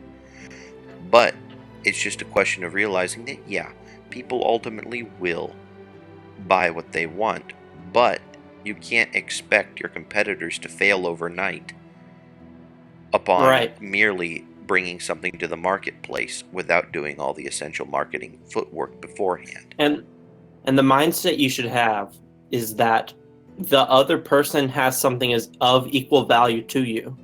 So how can you beat that? What edge can you get? If you market it better, just assume your competition is doing as well as you are, whatever it is.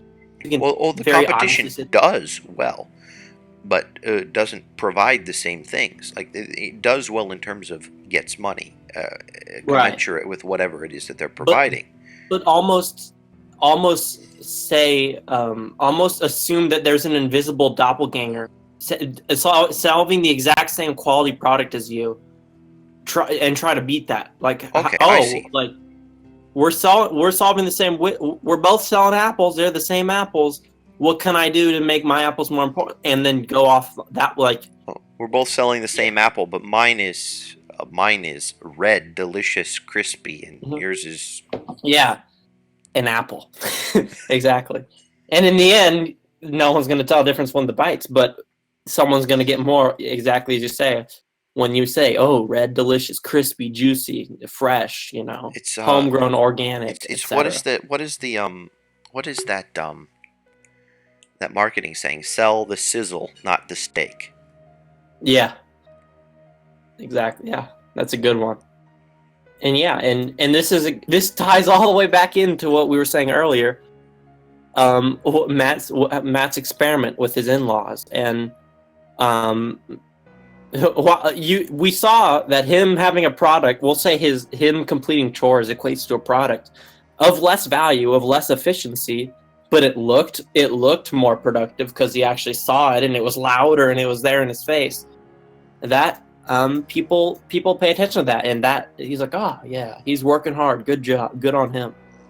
And I could run around rearranging the house, and my mom would be like, oh, Steven, you're helping so much, thank you. It's like, I'm not doing anything, Mom. I'm just being pointless. But yeah, it looks that way.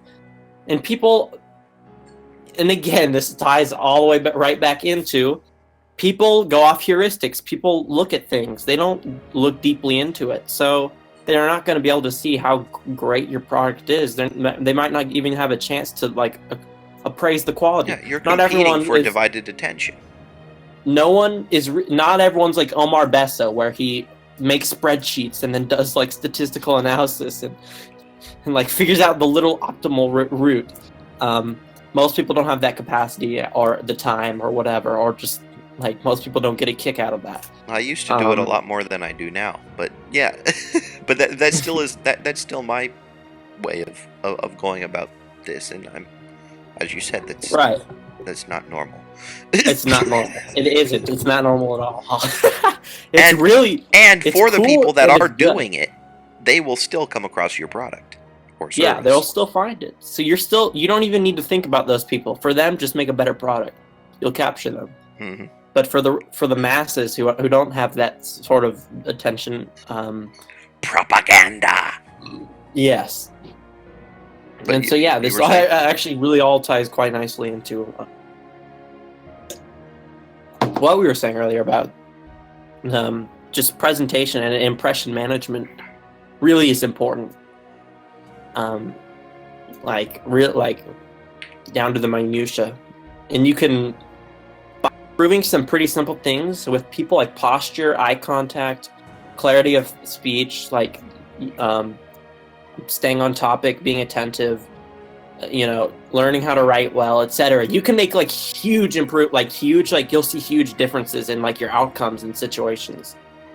And like the respect you garner, and like the people pay attention, and you could be bullshitting off your ass and saying nothing worthwhile, not really doing anything, but with good marketing you can get a long way. But good marketing combined with a great product is like, yes.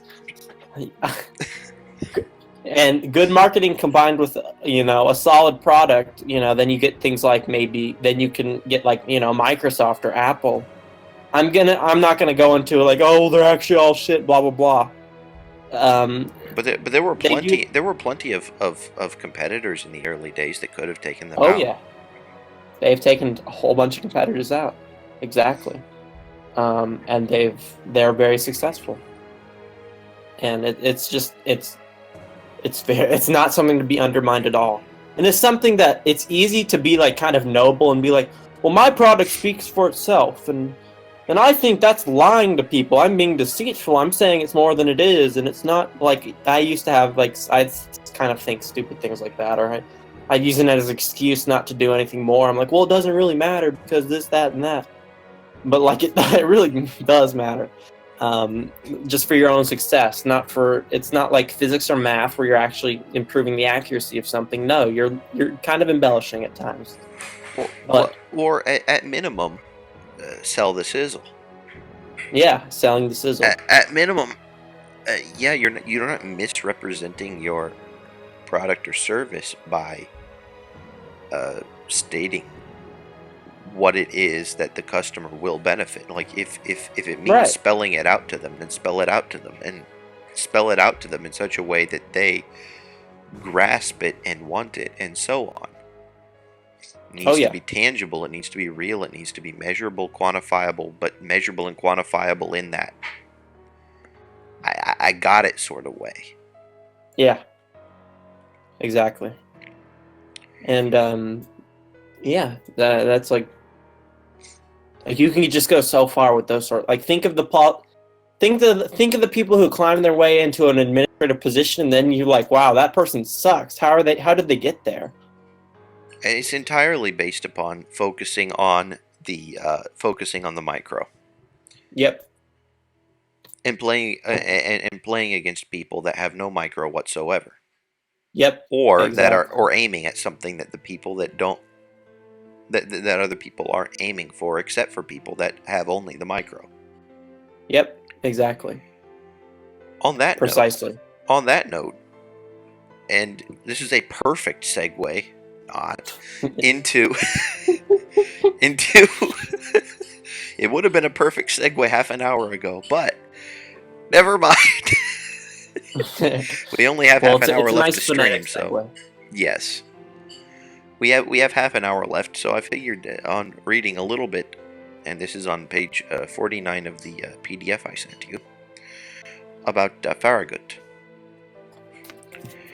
And this is an essay. This is one of the many essays in The Underground History of American Education by John Taylor Gatto.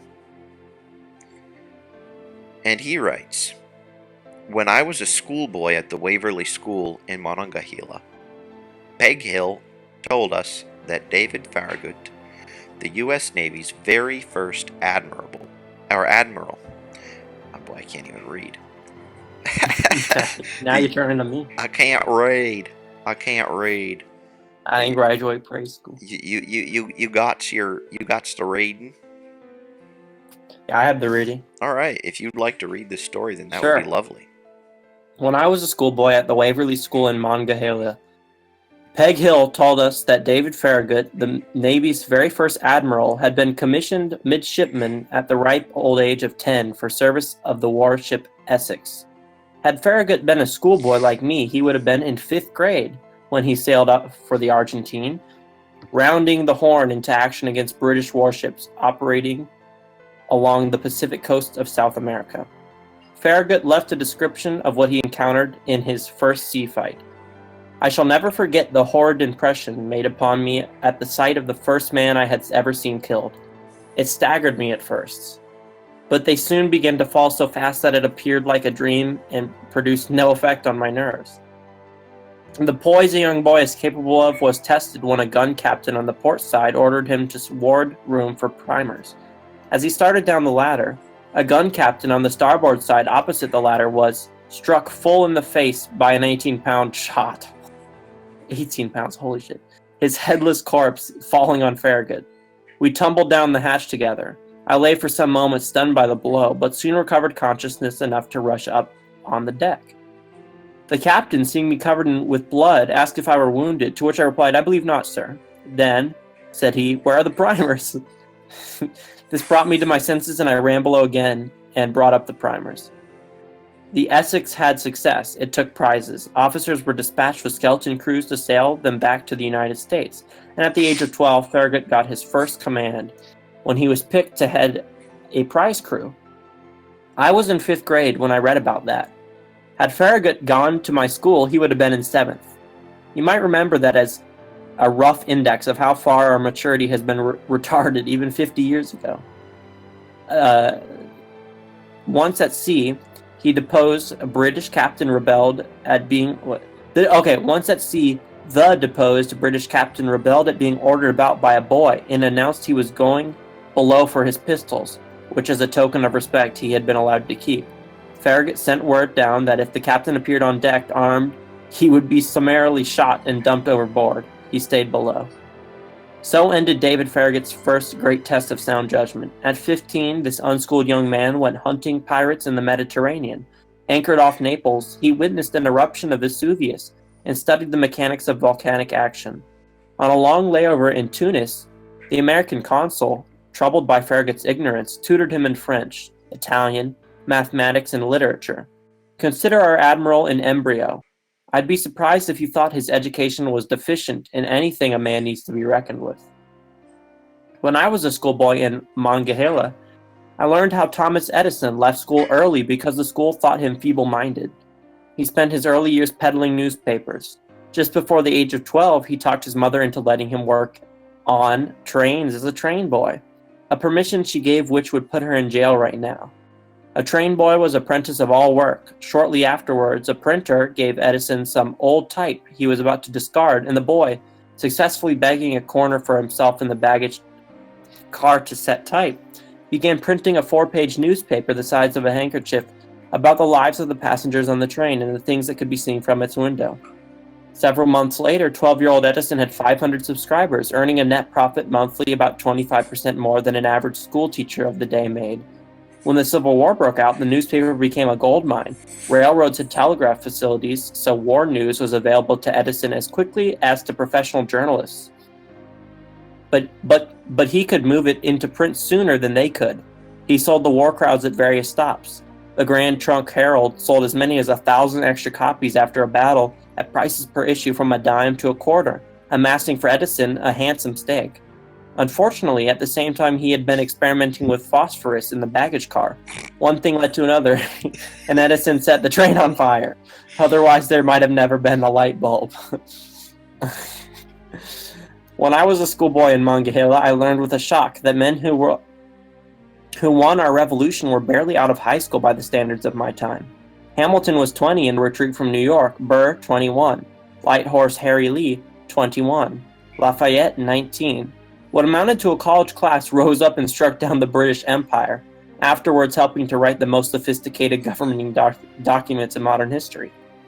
When I was a schoolboy in Monongahela, I learned the famous Samuel Pepys, whose diary is a classic. Wasn't just an old gossip, but president of the Royal Society, the most prominent association of scientists in existence in the 17th century. He was also Secretary of Admiralty. Why that's important to our investigation of modern schooling is this. Pepys could only add and subtract right up to the time of his appointment to the Admiralty, but then quick learned to multiply and divide to spare himself embarrassment.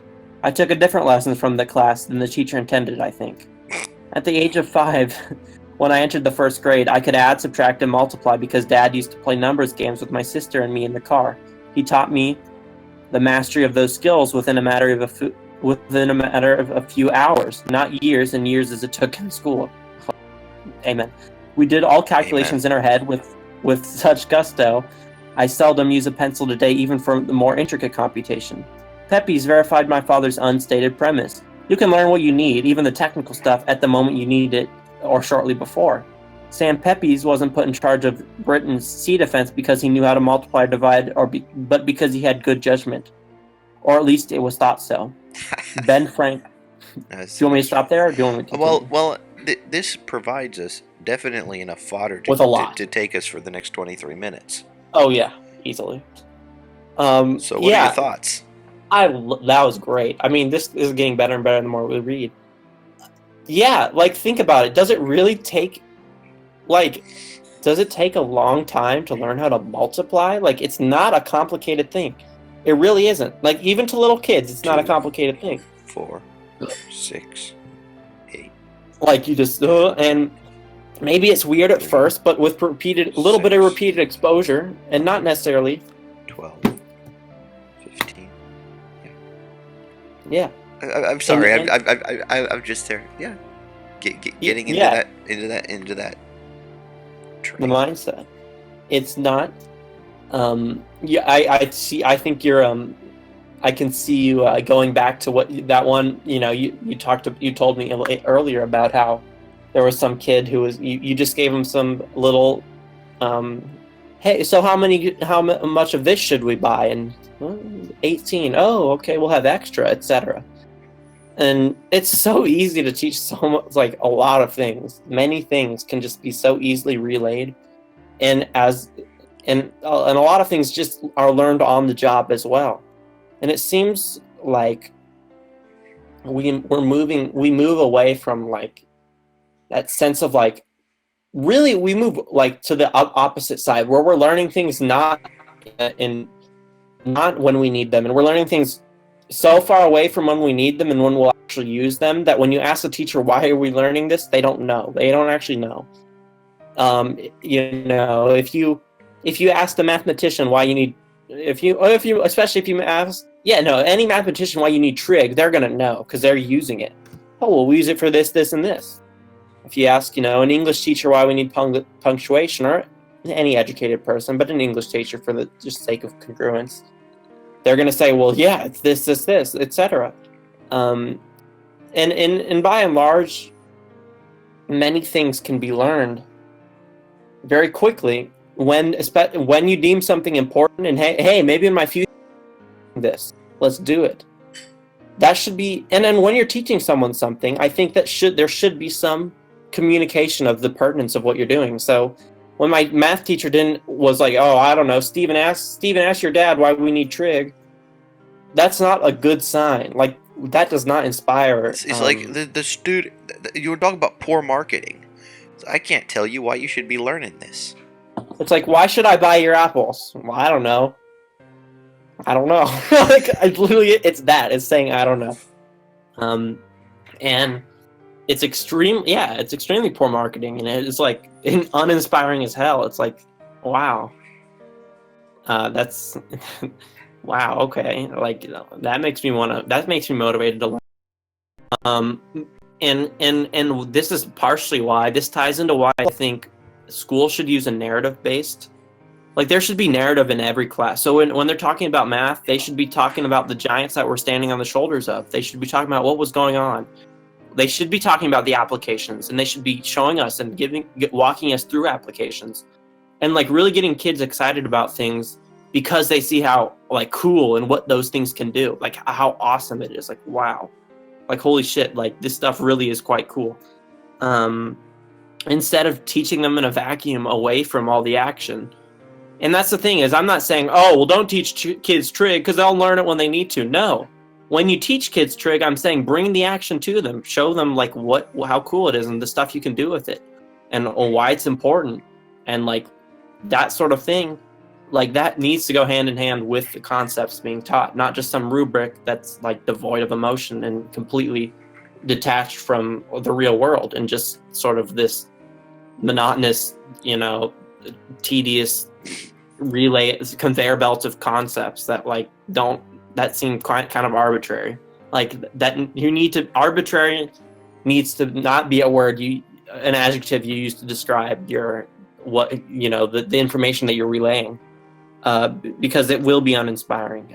So, like, I don't know, like, that's just so obvious and so important in teaching, but it really, like, it's completely like gone.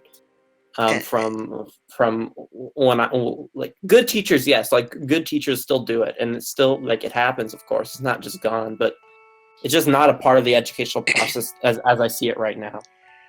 So when are you writing that book? What book? Round and Round the Unit Circle.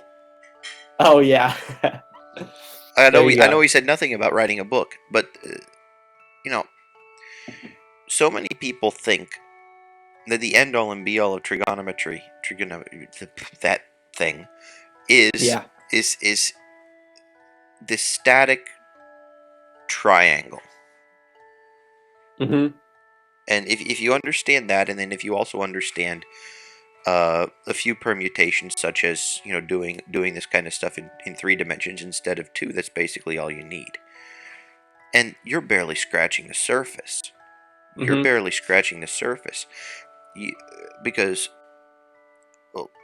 pi is found in nature all over the place. Unit circle, everything relates to pi in trigonometry, especially if you're dealing with radians instead of degrees, and then that has an intimate connection with exponential functions and the cyclical behavior of things. So if you want to understand how the economy works, or if you want to mathematically model some aspect of the economy, you're going to need to know some trigonometry, and you're going to also, in the present day, need to know how to program a computer. So you have to have both the understanding of computer programming and the understanding of trigonometry to be able to have a hope of solving the equations that you need to do in order to be able to make money, if finance is going to be your field.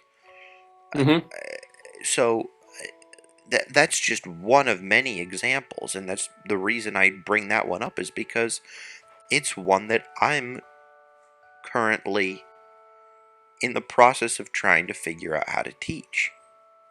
Yeah. So and And I mean, there's a lot of physical applications right off the bat that you can think of as well. designing of all sorts of things, Yeah. certainly. Oh, Certainly, yeah.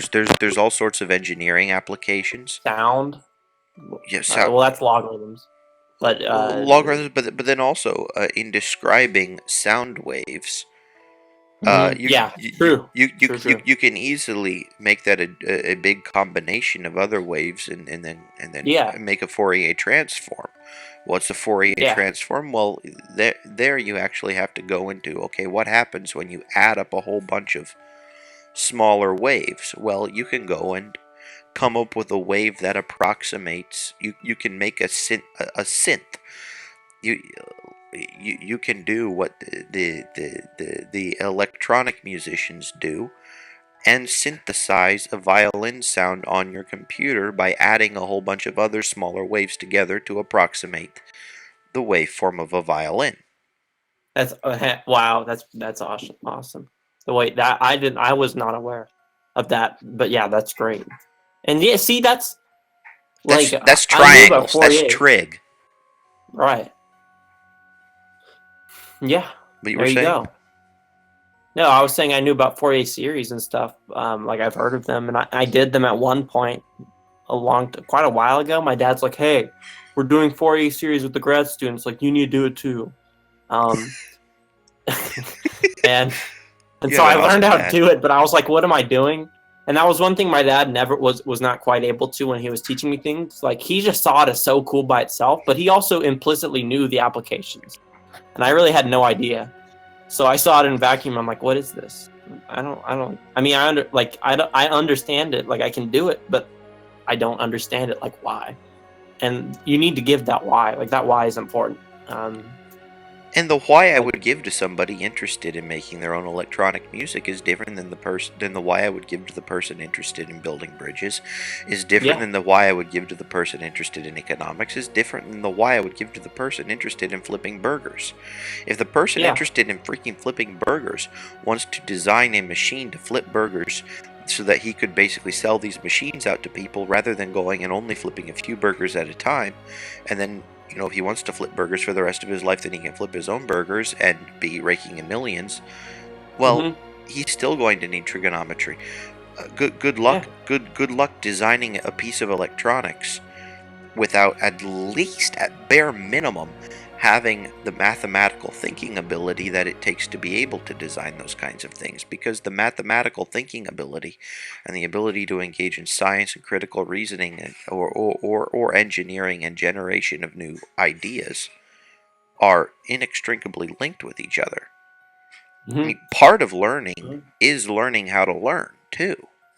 yeah, How do you learn something? Well, you put something on a plate in front of somebody and say, eat. Well, hmm what's this? This is a fork. Okay, what's this? This is a knife. And lots of times, if people don't see the significance, they won't learn. And yeah, school does teach an awful lot of things that people won't ever necessarily need hmm if their awareness stays where it's at. yeah, But if you exactly. go and look deeper, at practically every level, you can go and come up with a more rich explanation for how things work, a more complex, not Right. And necessarily. Hmm? if you start with that richness, like at a young age, in school, like it really will like it's sometimes hard like I'm thinking, for example, of a student who's had boring school his whole life, and then at 12th grade he suddenly hits a good teacher who does it right. There's a chance the kids just shut off at that point, to even like listening and thinking, like they're just there and they're in the mindset that it sucks and they don't even see a good thing when it comes. Well, It's kind of like an analogy where like someone has so used to shitty relationships, and they've had so many shitty partners, and they're just disenfranchised, like they're just so like they're so like they have a very jaded mindset when it comes to relationships, and then a really good partner comes along and they just screw it up, right? Because they just haven't really They have It's like, they have the wrong habits, all the wrong things, due to the fact that Yeah. they've been dealing with things wrong and never had the appropriate Exactly. thing. Right. It's almost like, and I've seen this, people that consistently prefer a bowl of macaroni and cheese to a porterhouse steak. Right. It's like, and it's like, I don't get porterhouse all that often. I get it very, very, very, very rarely. The last time I had one was last year, which by Western standards is, I'm guessing probably average, or maybe I don't actually know. But then if I you've know. never had a porterhouse, there's like, well, and you're used to, say, eating processed stuff, like the processed chicken that gets injected with all sorts of high fructose corn syrup and preservatives, then you expect meat to taste like processed crap. And then when you get the real taste of meat that doesn't have any processed crap in it, and all you have is pan seared in butter with salt and pepper, little garlic maybe, and then you flip it every 20 seconds, get it perfect, and then have it on the grill to get to get the charcoal aroma in it, and it doesn't taste like high fructose corn syrup and preservative, you're going to go and think that that's crap compared to the processed turd that you ingest on a daily basis. Oh yeah, that's part of my dad's teaching probably too. He doesn't get good reviews. I mean, he's not the most. There's other reasons too, but he does like conceptually care about things, and he introduces things at a conceptual level, and he's excited, and he tells stories and stuff. And the others, like the students in one of the reviews, like he just tells these pointless stories. Like they're not pointless. They're not pointless, but like if you're used to just, maybe in the paradigm of education that you're used to, it would appear pointless. Yeah, the only thing with the point is write up on the board a list of stuff that you need to memorize for the test. Yeah, memorize it. Like that, Matt. In that little, no, that's a really good point. No, I don't mean to be redundant, but is students they're like, do we need to know this for the test? Oh, okay, and the teacher's like, no, I'm just saying this, and they're like, yeah, thank God. Whew, I don't need to write this down. Let me know when I need to start paying attention again. Yeah. It's like, people don't learn for learning's sake. No, not at all. It's like, and ultimately, that's the entire point of education, is to learn, which means that the entire point of schooling is not education. It's state-sponsored babysitting.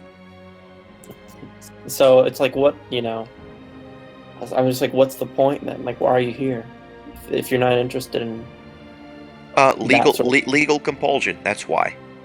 Yeah. I mean, university, that's more social pressure, but yeah, compulsory school attendance is a thing, right? Yeah. I mean, if it were so compelling, then why in the world would it be compulsory? Oh yeah, good point.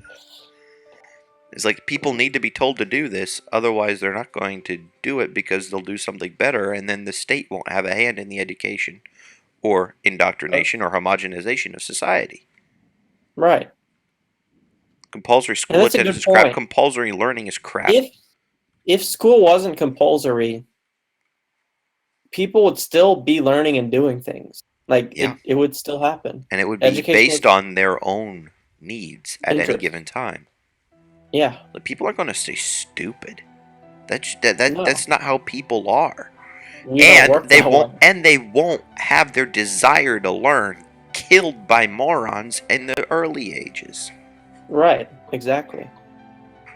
Farragut didn't have his desire to learn killed by morons. He ultimately had to learn in order to survive, and so he learned. Yeah. And he sought more as the situation, specifically for selfish purposes, to be able to advance himself, right? Right, exactly. So why mess with that? Why engender this artificial milieu wherein you're basically vying for the approval of a pedagogue? Yeah. Well, I would say it's probably because people that were paying off the politicians wanted to have during the industrial era, peons that could easily be inserted as cogs into their machine. And people that would be, docile and more subservient, as opposed to people who'd be more inclined to entrepreneurial endeavors and providing competition and doing things better. So, Big Daddy government wound up ultimately generating such an environment. Now, Yeah. granted, here in Finland, it's not compulsory school attendance, but it's compulsory learning. And because the culture is already so homogenous, and because school purports to teach what people need to learn, people just go without thinking. I think there in an entire country of 5 million, there are something like 300 homeschoolers, Oh, Jesus. and most of them are religious whack jobs. They're not actually doing it for the purpose of proper education. So, Wow. I mean, the reason I homeschool, the reason I was homeschooled, is because I didn't fit into school. And the reason I will, and I would already say, even though my kids are not of school age, am homeschooling my children. My wife is homeschooling our children. We are homeschooling our children, and it's simply by exposing them to reality and having real conversations about them. I don't care that they're only a year old or whatever. Less than a year old, we talk about things, and they get what they get, and they don't get what they don't get, but we talk about them. Yeah. Why do things work Oh, yeah. this way? I mean, before It's she was important. before she was able to walk or even sit up without help, I was showing my daughter about how I was valuing companies and determining what are good investments and what are bad ones. Mm-hmm. And I was just saying, okay, Maria, this is the price to earnings ratio. So and just going through all these different things. I don't know how much she got, but it was there, and she had the experience of being with her Yeah. dad doing these things. She has the experience of being with her mom, and she's independently doing things, asking to help hang the laundry, do dishes, and sweep the floor. She's just going and taking initiative and doing all these other Mm-hmm. things, being mommy's and daddy's big helper girl, because she likes to do it. Yeah. We never had this rule of, oh, you're too young for this, don't ask these questions. Oh, you're too small Mm-hmm. for that, don't try this. No, And that's one participate to thing. the extent you can. That's one thing in school that it ingrains, like, oh, I'm too young for this. And I used to do this when I was little. I was like, Dad, why do I know this? Like, there's no point in me knowing this. Why did you teach me this? I learn it 5 years later. He's like, well, and I was completely I just assumed school was right. Obviously, I was kind of ignorant, very ignorant at the time. I was in elementary school, Well, you were lazy. You didn't want to have to do anything before it and had I to be was lazy done. too. And I was lazy. That's another important caveat to that. Like, well, I don't. I was like, why do I have to do this stuff? I already know. Like, I don't need to know that. Why can't I just coast? And it's in school, in a sense, ingrains that sort of Well, yeah. that sort of Certainly, you don't ever want to mindset. take risks because, you know, going and getting an A just means memorizing everything, right? Why would you take the risk of actually learning something and then putting something down on a paper that the teacher isn't immediately going to recognize as a correct answer and dock you points even though it is more correct than what they might have taught? Yeah. Oh, Caleb, I was lazy as fucking still hated school, huh? Yeah, the more I woke up, the more I hated school. I like the social aspect of school as a young age, as the extrovert I am. But and I also liked how easy parts of it were, how easy parts of it, yeah, and I liked not having to do stuff, and I felt like, oh yeah, this it was rationalization over reason, but yeah, the more I aged, the more I was like, wow, I really hate, like, this sucks. wow, like why am I doing this? Like this is terrible. Getting really jaded. And it wasn't that I was like I would rather be doing this. I was just like, well, this sucks. I was too lazy to actually think of other things But to it do. still wouldn't have been an option. You would have had those hours to fill with other Yeah, productive things. exactly. And you would have been in the context of a mom and a dad Of that doing have a it. whole bunch of productive things to do. I mean, Yeah. I don't think they would have let you coast. I don't No. think they would have let you spend 8 hours a day playing video games or whatever. No. My mom will not let me get video games, so no. She would not do that. Like I would be way more educated at this point if I was. If you weren't Oh, schooled. yeah, if I wasn't schooled. Yeah, really, I would be. Holy crap. Yeah, I would be done with like university for sure. Yeah. And you would have probably And gone to university, just taken the classes that you liked, and then realized, oh, well, I just have to take these other requirements to get a degree. yeah, But if the whole paradigm were that of actually educating your students, there would probably be an awful lot more leeway in the university curricula, too. yeah. Oh, for sure. Agreed. Well, I'm just going to let you know that whatever you say We're on- here is going to be among the last I have words that nothing are else said to on say. stream. I have nothing else to say. Yeah. Because it is midnight Eastern Standard Time, or Eastern Daylight Time. So I will respect the time of our viewers and quit at the promised time, even though we could go on for hours. Oh yeah, of course. And perhaps we'll invite Caleb into this call too, if he wishes to join. Of course. Thank you, Always Stephen, for joining this on an impromptu basis. It's always a pleasure to discuss always a these pleasure to matters talk. with you. Agreed. All right, everyone. Talk to you later. We'll see you tomorrow at the same time. Bye. Toodaloo. Toodaloo.